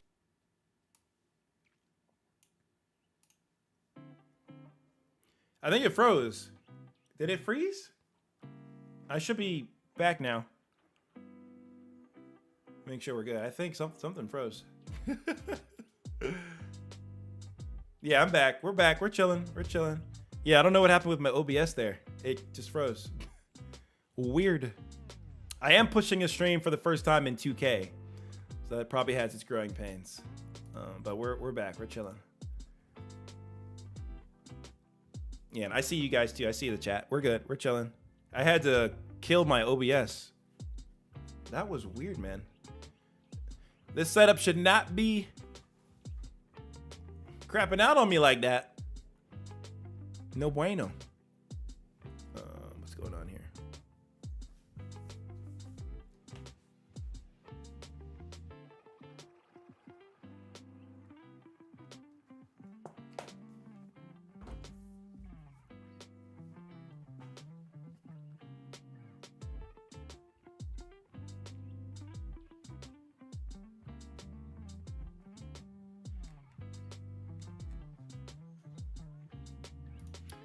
You're asking how can I get overhead FPS on a low-end laptop? The best thing I can run games like Hollow Knight. What do you mean by overhead?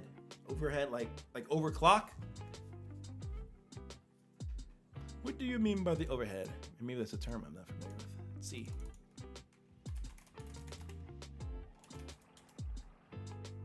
Overhead in the context of overhead FPS and the extra resources or time required to render a frame beyond the core game logic. Oh, okay. Yeah, so yeah, for low-end laptops, you're gonna have to just keep reducing the the graphics level that you have if it's a low-end laptop, and then that way you can up your FPS. And the same thing works for a high-end computer or gaming PC even. If you want more FPS, sometimes that requires lowering the shaders and just the overall graphics that you have, your graphical settings. Make them lower instead of high. And you have to just do that across all of the settings. And that way you can start pushing out a higher FPS. Oh, more overhead. Okay, that I understand. I just had to look up the context. I'm like, all right, I get it now. I get what you're trying to say. Yeah, you're just gonna have to keep lowering your graphic settings. There's no real way or shortcut around that. Because your computer can only handle but so much, and if you push it to its absolute limits, you might pay the price.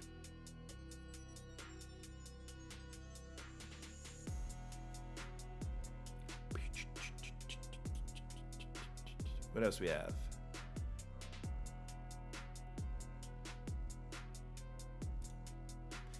Thank you guys for chilling with me this stream, by the way. It's been a good time. I'm happy to be back streaming. I need to continue to do these more. What other questions you guys have for me? If you're someone who creates your own custom transitions or green screen memes in your streams, how do you optimize the files to play smoothly?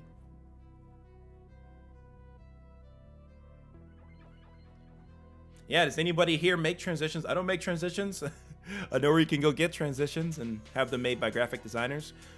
One of the things I had to fix for this stream that I noticed while we were live is when I was switching from like this face cam scene to the PC screen, there was like a split second where like the previous scene was showing as a part of the new scene, and I had to perfectly time up the milliseconds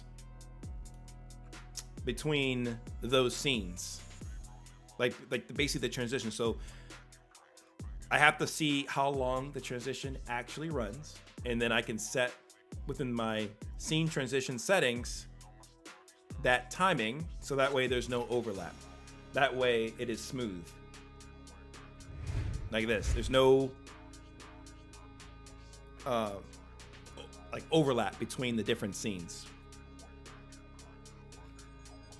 That's about all the smoothness I do, though, to optimizing my transitions.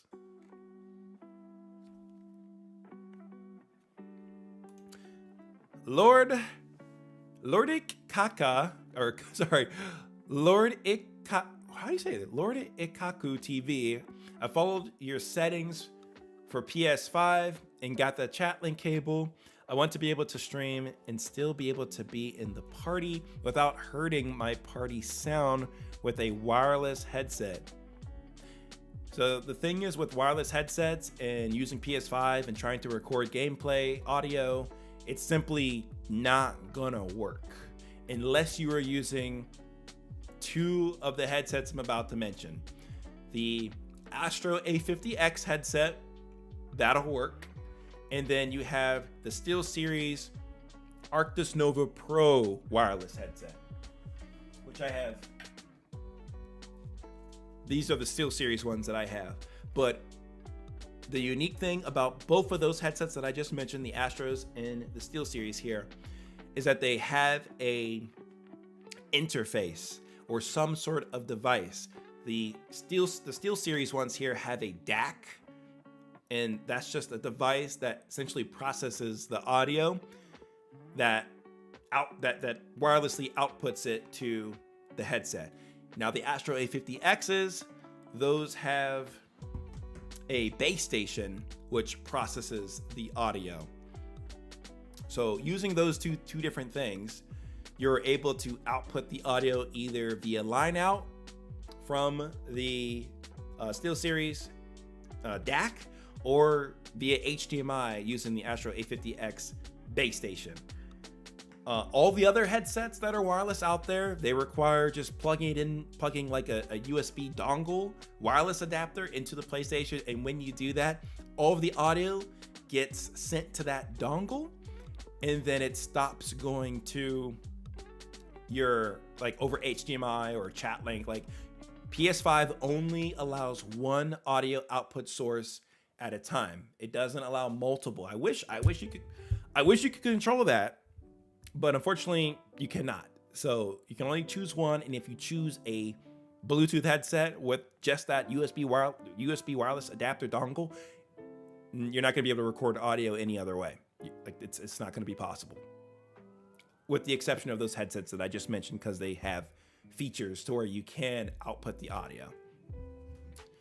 With the SteelSeries Arctis Nova Pros, out of the DAC, you'd actually need the Elgato Chatlink Pro cable, or at least a singular line, like a male to male line out cable. Those are pretty cheap, so you don't necessarily need the Elgato chat link cable, but you're still going to need some sort of line out cable, like 3.5 millimeter.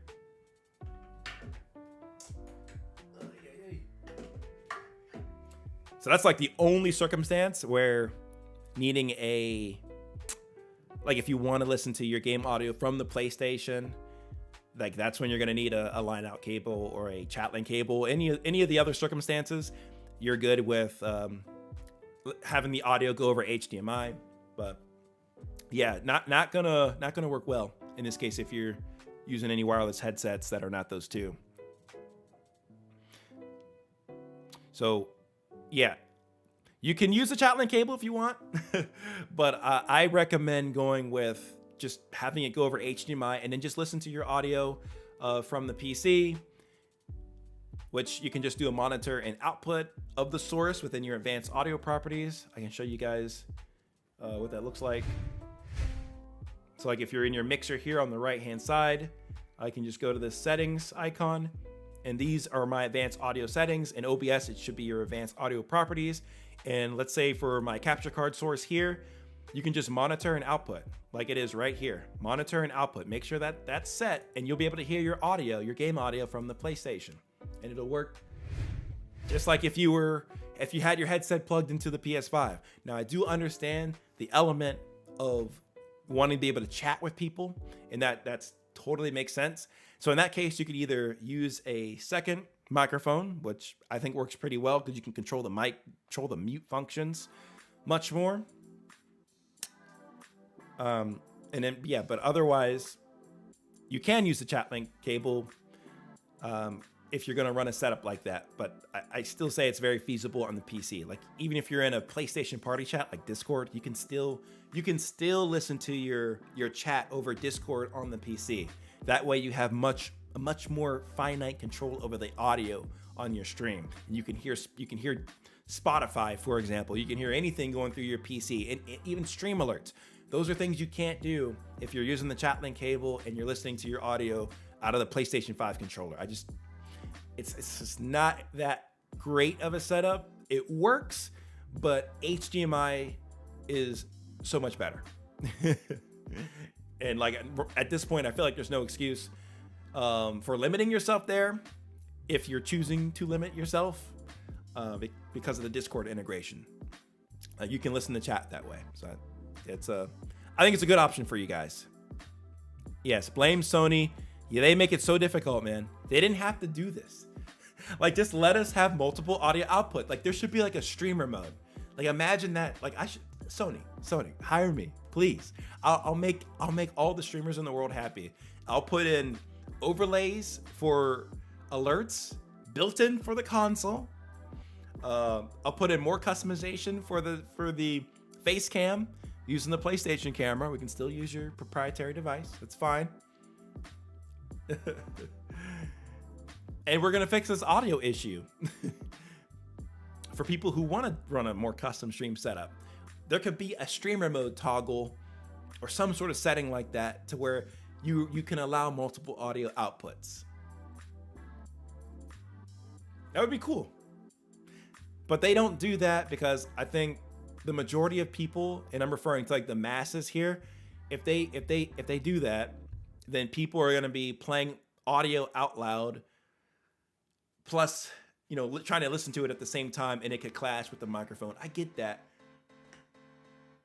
But like Xbox doesn't have a problem with that. They have multiple audio outputs.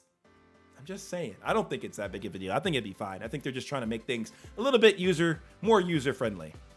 Which, all right, that's fine. Do what you want to do.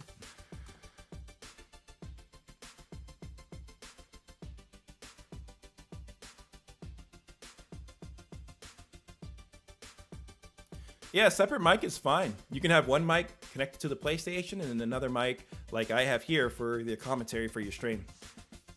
And I think this is really beautiful because you can, like, if you have a microphone that you can control the mute function on, you can just mute yourself without having to, fumble with extra things on the PC side of things. So I think that's fine. It's cool. Easy setup. There's multiple ways to set things up the way you want.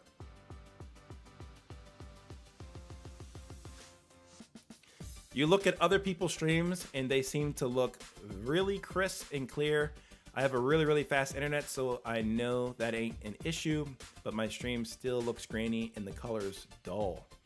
Yeah, so one thing that other creators are doing that some other creators are not, that might not be familiar with it, is first off, for the quality, they are jacking up their bitrate.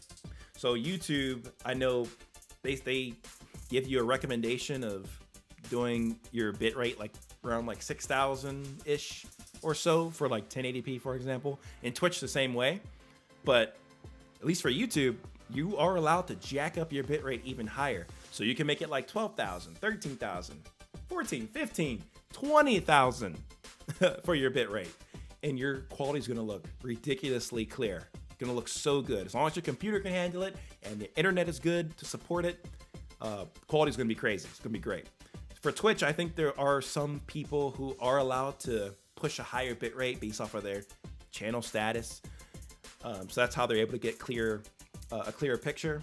But you can still get decent looking quality footage to Twitch, even without that. Just for YouTube, it's a little bit easier just to jack up the bitrate.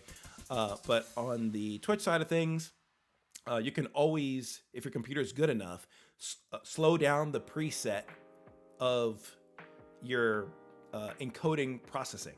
So if you look in your settings, and we can show that up on screen here.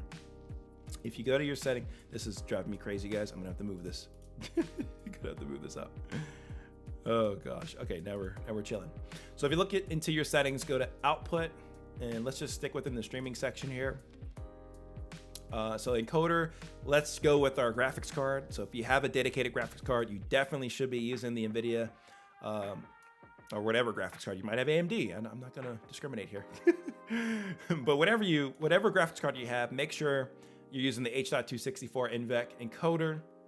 And then under here, you can set that super high bitrate that I just mentioned. And then the next thing here is the preset. This is where you can make your quality even better. So if you jack these up, your quality will be looking much nicer. Along with the high bitrate, you're gonna be in superb shape. Just Twitch is kind of weird, because if you do like an 8,000 or 10,000 bitrate, sometimes they'll throw you off of their platform. Like just as you're live, they'll throw you off and take you offline essentially. So that's where you have to do some of these other things down here, like having the slower preset, having the higher tune quality to be high quality, having the profile to be high. Like those little things can help make your quality even better. But something to keep in mind there, that will hopefully improve your stream quality. Now the other thing, when it comes to the colors, making those look nicer, what other creators are doing is that they are using filters on their gameplay sources and even their face cam sources. So if you want to add those in, let's just take this gameplay source, for example, that I have here. You can right click it, and then there should be an option to where you can go to your filters. You can edit your filters. I'm just using Streamlabs as an example, but the process is the same for OBS. You can add a filter, and then you can do a color correction filter. And then within here, this is where you can add in some brightness. You can do some contrast, saturation. You wanted that gameplay to look a little bit more nourishing to the eyes, and throw a little bit of saturation in here. Just don't overdo it. These guys just do a subtle bit of correction to the gameplay footage, because I've done this test in the past to where I've made corrections to gameplay footage and then compared it to the raw gameplay footage. In the original capture card gameplay footage, it looks so gray and just, like you said, dull. But if you add these correction elements, like the contrast, a little bit of brightness, the saturation, amp that up just a smidge, and just adjust coloring based off of the game, it looks so much better. So much better. And you guys should be doing this anyways in your post edit if you're doing long form videos.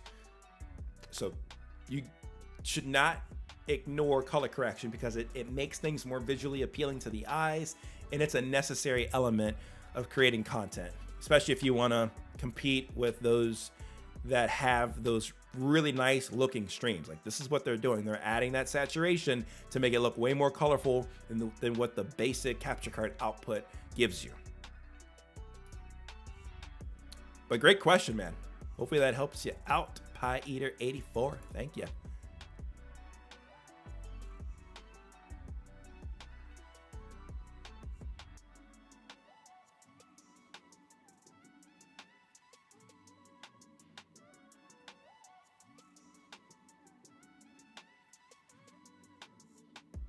Yeah, you have to be a top creator. Yeah, I thought so. And if you are a top creator, you can push that high bit rate, and guess what? Your quality is gonna be even better.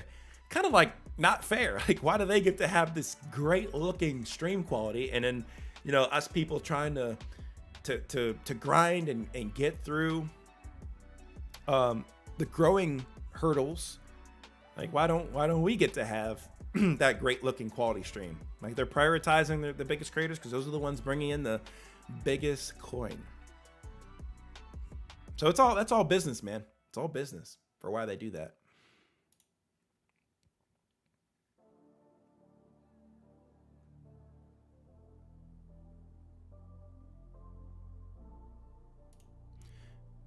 You're not sure how to access saturations in Streamlabs to make your gameplay more colorful? Yes, I mean, I just covered it here. I'll touch on it one more time. So if you're in your Streamlabs desktop here, you're gonna wanna right-click your source. You're gonna see an option for filters. When you get to your filters, go over here to edit filters. And then within here, this is where you can add a filter. And you're gonna find color correction right here. And that's where you can start adding the different effects here to make your stream more colorful. And then you'll see saturation right here, saturation. This is where you can amp that up to make it look much nicer in color for your viewers. And that's all there is to it. Don't overdo it though, because if you overdo it, it'll end up looking worse than the dull looking gameplay you originally had. What mic am I using? I'm using the Elgato Wave 3 mic. It is my all-time favorite mic. It came out in 2020, and it's still, to this day, I think, the best mic on the market, in my opinion. And that's for a facet of reasons. Number one, the audio quality. You're listening to it now. Does it sound horrible? Does it sound bad? Rob, I shouldn't. Maybe it does. Maybe you're like, nah, man, this doesn't sound good at all. I think it sounds good, and I think a lot of other people think it sounds good. In addition to that, it has its own mixer software that you can use, which is this right here, the Wavelink app. And with this software, I can control all of the audio on my computer funneling into the stream. So right now you're hearing Spotify music in the background. You just heard the Spotify music that's coming through here. This is the capture card. My internal PCIe capture card is here for any gameplay audio that I'm trying to record. I have browser audio here, so I've added in Chrome as well as Edge as audio sources for this. So it's all gonna funnel through here. And then I've set up OBS to be as an aux connection, but this thing has been jacked up. I don't know, something's not working right with that, so I'm gonna remove that one for now. Some funky stuff going on with that one. I was trying to get like the alerts and everything to be heard correctly, but that's my fault for not testing that before the stream. But yeah, this is awesome. And I can easily hear myself. If I wanted to, I can go here and hear myself, see how I'm sounding. If I switch that over, you can set the monitor mix for where I can hear the audio. And then the stream mix that's just the output. So it's outputting to OBS right now. I've set that in my OBS, but this just shows all the audio going through there right now, which is really handy. So yeah, this software is amazing, and it comes with the microphone. The only other way that you can use this software with any other microphone is if you are using the Elgato, what's it called? It is a Stream Deck. I think it's the Stream Deck Plus. The Stream Deck Plus. This thing here. So if you have this device, you'll be able to use any mic that you want with this. But you know, I've enjoyed using the Wave, so that's been fine. I've been sticking with it. The Stream Deck Plus came out sometime later after this mic had already been released for a couple years. But I like it. I love this mic. It is $150. If you wait till like around Black Friday, this thing can drop as low as like 110, even $100 I've seen it for. So you just have to keep an eye out, but it's at normal price right now. But it is an excellent, excellent, excellent mic. My top recommendation for sure. And it is in my shop as well. If you go to the link in description, it's my #1 pick for certainly. And there's some other good ones here that I have that are good budget mics, but I don't think they sound as good as this. Shure SM7B, that's an excellent XLR mic. I definitely recommend that one too, but if you want to go, the best USB mic is this one, in my opinion. But, you know. Yeah, with the Wave XLR. Wave XLR is good too. I have that. Where is it? I have it somewhere sitting in this room, but that's for all the XLR stuff. Like you could pair the Wave XLR with the Shure SM7B, and that way you still get to use all of these features right here, but with a different mic, and it's really good. All right, so my man does not care about the price. just buying it. We are seeing a baller amongst us here.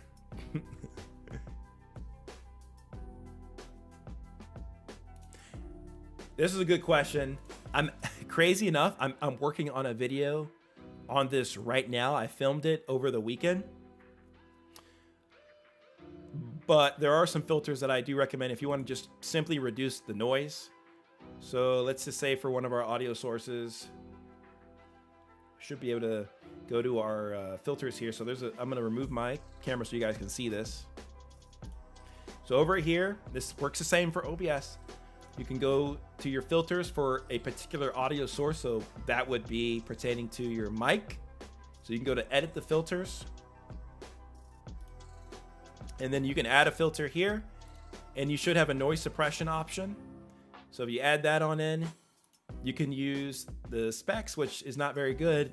I wouldn't use this one, but if you use RN noise, this one's pretty good, and it removes that background droning sounds, fan sounds. It uses a little bit more CPU, but it's been negligible in my opinion, at least from what I've seen. It doesn't hog up that much resources. So you can use this to suppress the noise. It's very good. And if you want to give your mic a bit better of a sounding, like studio quality, you should be able to add in a EQ. Let's see if the EQ's in here. There's no EQ in here? Oh my goodness. Goodness gracious, there's no EQ in Streamlabs. Well, there is one in OBS. And I will honestly save you guys the video I'm coming out with it, with all the details on audio. But that's how you can at least make it better and suppress the background noises to make it sound better. But there's more that I'm going to cover in a future upcoming video. I just don't want to share it all right now. It's a lot of information, so I don't want to take up this stream with it when I have a video coming out on it. But there's other filters that you guys can play around with. One being the noise gate. The noise gate is very handy if you don't want certain other sounds that are low, additional background noises to come up while you're streaming. So noise gate's very good. The compressor is also very good because that allows your low sounds and your high sounds to essentially balance out and not peak. You can set it in a way so it doesn't peak. So all of those things I'm going to show in another video. Also the limiter. The limiter is another good filter to check out. But I'll be showing all that in a video. It's going to come up. You guys will see it like within the next couple weeks here. And you'll learn all the things about audio to make your cheap microphone sound really good, and even a good microphone sound even better. So good questions. And I'm glad I'm seeing these things because I have videos coming out on the topic, which means we're making the right types of content here. You bought the USB microphone for PC gaming, condenser microphone RGB for gaming, stand mic recording, and it's dog water and regretting my purchase so much. Which brand is that? I have no clue which one it is. Yeah, microphones, guys. That's like the one thing you don't want to cheap out on. Like the ones I've listed on my Amazon that are cheap, they're decent sounding quality microphones. Like you can get by. They're a good starter mic so that you don't have to shell out a whole bunch of money to get some decent quality sounding footage, or good decent sounding quality audio. But if there is anything I'd say it's worth investing in right off the bat, it's a good mic, like the Elgato Wave 3, like the HyperX Quadcast mic. That's very good. Rode has some good mics that they've released that are not like absorbently expensive, but they do a good job for what they cost, like around the $100 to $150 mark. Like even my first microphone was the Blue Yeti. That was my first ever mic. My grandparents got it for me, and that's how I was really able to start making content on YouTube years ago. Like that's how it all started. And that Yeti mic was about $120 back then. But that's what helped me at least get my growth going, because if I had some crappy computer mic, if I was using that, that's a no-go. Would not have been good. Cryptic, what you got, my friend? One last thing, I don't have the best internet and I want to stream in good quality without lag. What do I do in my Streamlabs settings? So what's your internet coming in at? If it's coming in at, let's say, like 5 megabits per second, then you're gonna need to have your upload speed. Well, this is important for your upload speed. Your upload speed is what I'm referring to as, let's say it's coming in at 5 megs. If that's the case, then in your settings and in your output for your streaming bit rate, you're gonna wanna set that, honestly, to this number right here, 4,500. You're not gonna wanna equal it to your upload speed because you need to have a little bit of breathing room, because this bit rate, it fluctuates. This is just a target bit rate. It's not gonna be, it's like OBS and Streamlabs are not gonna nail this exact bit rate at all times while pushing out your stream. It's just not gonna happen. It could go over, it could go under. So you wanna have it somewhat under whatever your upload speed is. You don't want it to equal.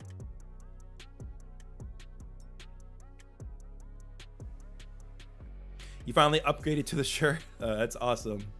It's a good, Shure makes great microphones. And I know they just released a USB one recently too. Forget the model name of it, but it's pretty good. I've been seeing ads for it like crazy. And I'm like, oh, should I try that? I don't know. Maybe. So you tested your megabit per second upload and it's 8.55, Sally, but it changes throughout the day. So if it's 8.55, I would say you should be comfortable setting it at around the 5,000 mark. That should give you enough. The other thing to consider is if other people are on your internet at the same time you are, like watching a lot of Netflix and Disney Plus and whatever else. If they're doing that, that can affect the internet upload speed. But let's just assume nobody else is using the internet extensively, then you should be okay, because download speed is more important for those kind of things, like watching YouTube videos. You know, then your download speed's gonna be more important there, and it shouldn't affect your upload too much. But if somebody is gaming at the same time you are, while you're also trying to game and stream, that's where it gets a bit rough, because when you're gaming, especially like player versus player online games, you're uploading your data back to the other players so that they can see what's happening on their screen from your perspective. So any online games can affect your experience with your internet speed. But I think you'd be okay setting it around the 5,000 mark, 5,000 to 6,000, and that's taking into account the fluctuations from the stream application side, as well as what changes in your home throughout the day. So try that out. Let me know how it goes. Don't set a super high bit rate, because that could really cook you.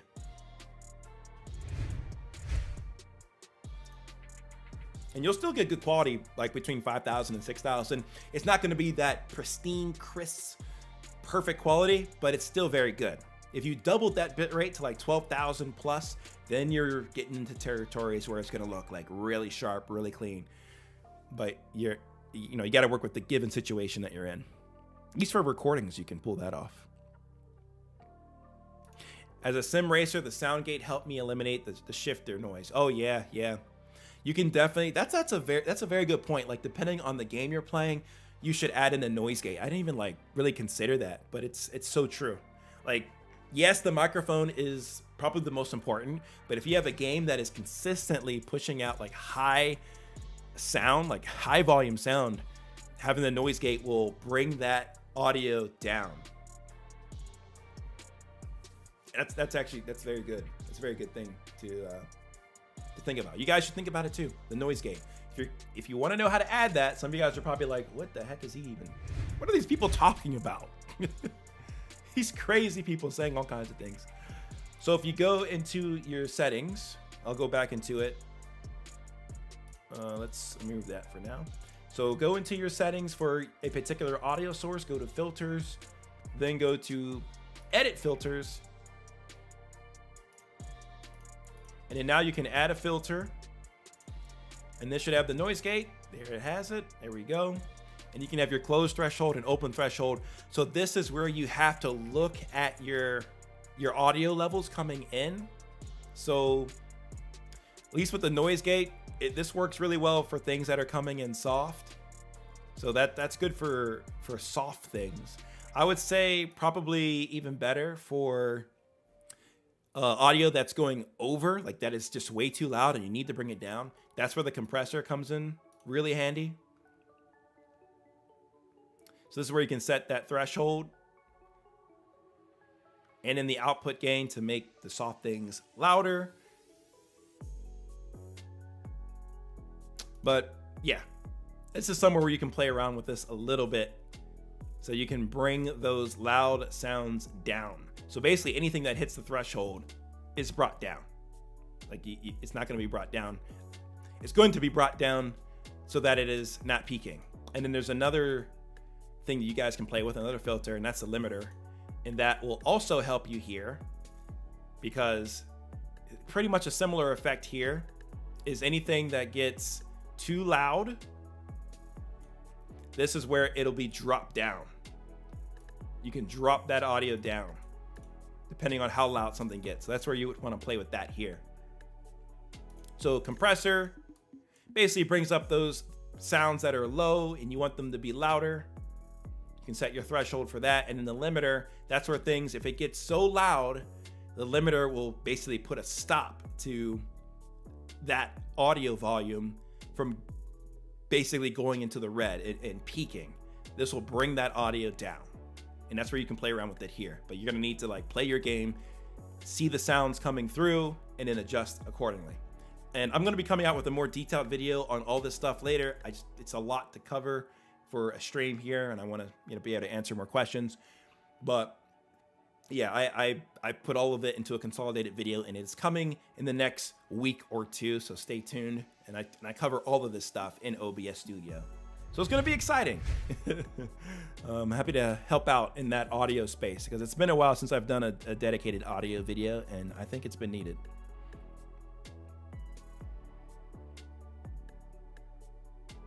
Yes, correct. Yes, it does. One vertical, one horizontal at the same time with the dual output. I could enable that right now if I wanted to. So right now in my sources section, if I go over here to the right, you're gonna see the enable dual output option. So if I select that, there you have it. Now I have the horizontal and the vertical canvas. I'd probably want these to be 1080p, like that. And then now I can modify the same scenes to show on vertical and horizontal using these buttons here. Very handy stuff, very, very useful. And you're allowed to get one vertical and one horizontal output completely for free, which is really good, really nice. They could have paywalled it, but they didn't. And I think that's very nice of them. And it gets more people to use their app. Because like, then what's the point of vertical output if it's all paywall? That's crazy. I know what they're doing here. They're getting people into their app. They can see what it's like to easily do horizontal and vertical at the same time. And then they're going to want to maybe stream to more places than just TikTok and YouTube. Maybe they want to do TikTok, Twitch, YouTube, Instagram, and they'll be able to pull that all off using this. So it's just to get them in to using the software. But these exact same things, these functions can be pulled off in OBS. Like you guys can use the Atom Vertical plugin. That's completely free, and you'll be able to do the same stuff. And you'll be able to multi-stream for free as well. There's free multi-streaming tools. So there's ways around these things depending on what you want to do, but yeah, pretty cool. I would go to the beginning of my video if it's encoding overload. What is the encoder error? If it's encoding overload as the error, then I would look at the beginning of the stream, because I went into pretty good detail on how to fix overload issues.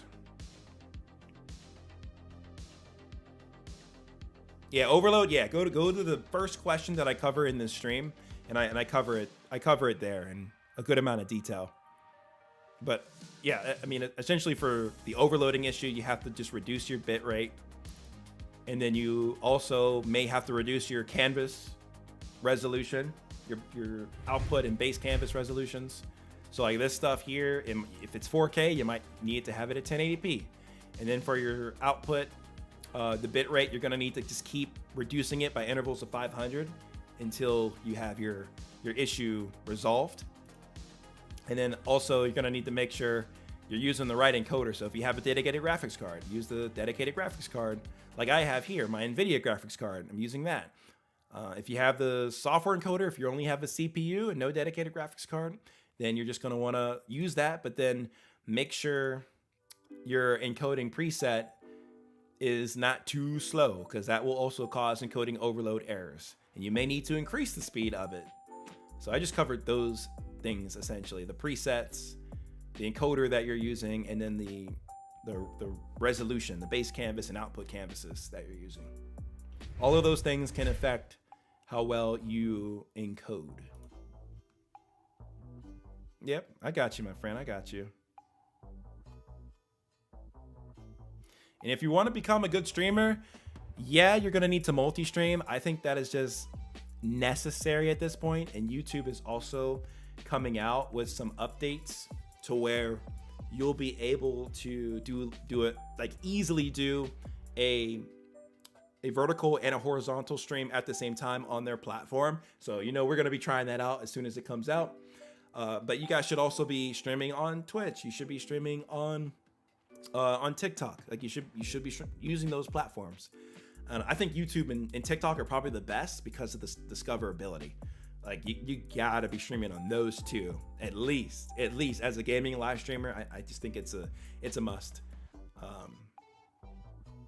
Like those can make you grow substantially. And then if you do have a Twitch, it can get more people over to your Twitch. But the other bit to this is don't feel like you need to spend all of your hours streaming. I don't think that is the greatest use of time. Like, yeah, maybe like 4 days a week. If you're really, really serious, like, get a couple hours of stream on each of those days. But then the rest of that time, you should be trying to make content out of your streaming videos. So basically turning your long form or your stream content into digestible short form content so you can post it on your YouTube shorts, on your TikTok, on your Instagram pages. So that way you have content out there that is being circulated so that people can find you while you're sleeping and follow you, and then see when the next time you go live, they can tune in because you might have posted a short from your stream that people were very interested in and enjoyed watching. So they want to see, okay, what is it like watching you actually live? So that's one of the differences in people who want to try to take that next step and to really, push their growth versus just streaming and thinking that that's all you should be doing to grow, because it's not. Like, it's not enough. You can't just stream. You need to have that content circulated so people can see the short form videos and gravitate to wanting to watch your stream. It's a big way to help with growth outside of just streaming. And one of the tools that I've used, and I mentioned it already in this stream, is Nexus Clips. They are excellent. They are a sponsor of the channel. I've been working with them for the past several months, but they have a great platform, and it's relatively affordable. It's like $12 a month or so. And you can take your long form videos or even your streams. It'll find like highlight worthy moments, and then you can just be able to put in the subtitles, edit them further, edit face cam, gameplay. Like there's no other tool I feel out there that does it as good as Nexus Clips for gaming streamers looking to make shorts. Like it's excellent. So it's also linked in the description below this stream, so you can go check it out. But yeah, that they make it easy at least to not have to put so much work into making those short form content pieces. They basically do it for you in a way. Like it's much more efficient than trying to figure out all of the highlight moments yourself. Of course, you're gonna have some where you're like, okay, I clipped that moment. That was freaking awesome. I need that. But not all the time. Sometimes you're just streaming and things might happen that you might forget about, and Nexus Clips is able to help find it for you so you can make the short form content out of it.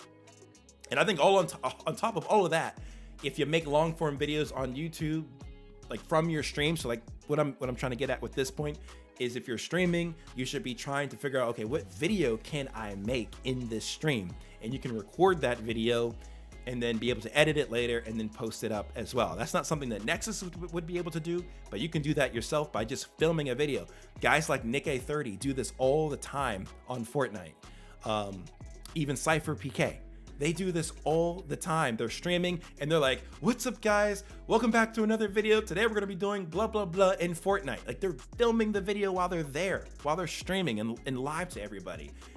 So people in the stream see it first, he records the video, and then they just go, his editor goes in and edits it up to make it YouTube ready. It's like an enhanced version of what was ever happening on the live stream. So yeah, lots of stuff you guys need to do behind the scenes in order to really prosper and grow on all of these social media platforms, but it takes some work. But there are tools out there to make it easier, but the majority of them that are good are not going to be free. Like an editor isn't free. Using good AI powered tools are not free. But if you guys are willing to spend just a little bit of money to try to get ahead in that space, it can help you and save you time. But you can do all these things on your own too. I definitely am an advocate of doing a lot of things on my own. I don't have an editor. I do everything on my own outside of the shorts. I do edit the shorts, the base edit of the short. Like once I have it in the spot I want it in, then I put it myself into Nexus Clips to put in those nice subtitles. And that's really it. But yeah. That's the level that it sometimes takes to get the results that you want. So, alrighty guys, thank you so much for tuning in. I'm going to call it here. I'm gonna watch some Sunday Night Football, hang out with the girlfriend and the doggy upstairs. I appreciate all of you guys for coming through to today's stream. We are back. I hope to do some more of these in the future. I know there's 5 of you in the chat here that haven't liked the stream. Hook up your boy with 5 likes. Come on now. Come on now. It'll get us to 100 likes. It'll get us to 100 likes. But thank you guys so much, really. I appreciate it. New videos on the way. I already filmed 3 this weekend. They need to be worked and edited, but we will get there. I have some more to film upcoming this week. So we are busy getting content out the door here, but I'm excited for you to see all the work we've been doing behind the scenes.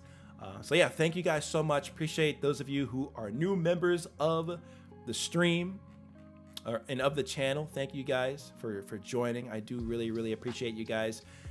Christian, Jaggy, Ernesto, my fave tech, Osak 90, and Grover's Mental Pit Stop. Thank you guys for becoming members of the channel. I do really appreciate it. And of course the super chatters as well. Grover's Mental Pit Stop, the Mechanic Gaming, Best Eddie, Gamer Jelly as well. Thank you all, and appreciate the rest of you here who have stayed here till the end in the chat. So I hope you guys have a wonderful evening, night, wherever you are, and I will catch you in the next one. Alrighty, take peace. Why did I say take peace? I had a perfect ending to the stream, and I said, take peace. Take peace. That makes a lot of sense. I'll see you guys later. Thanks. Have a good one. Night.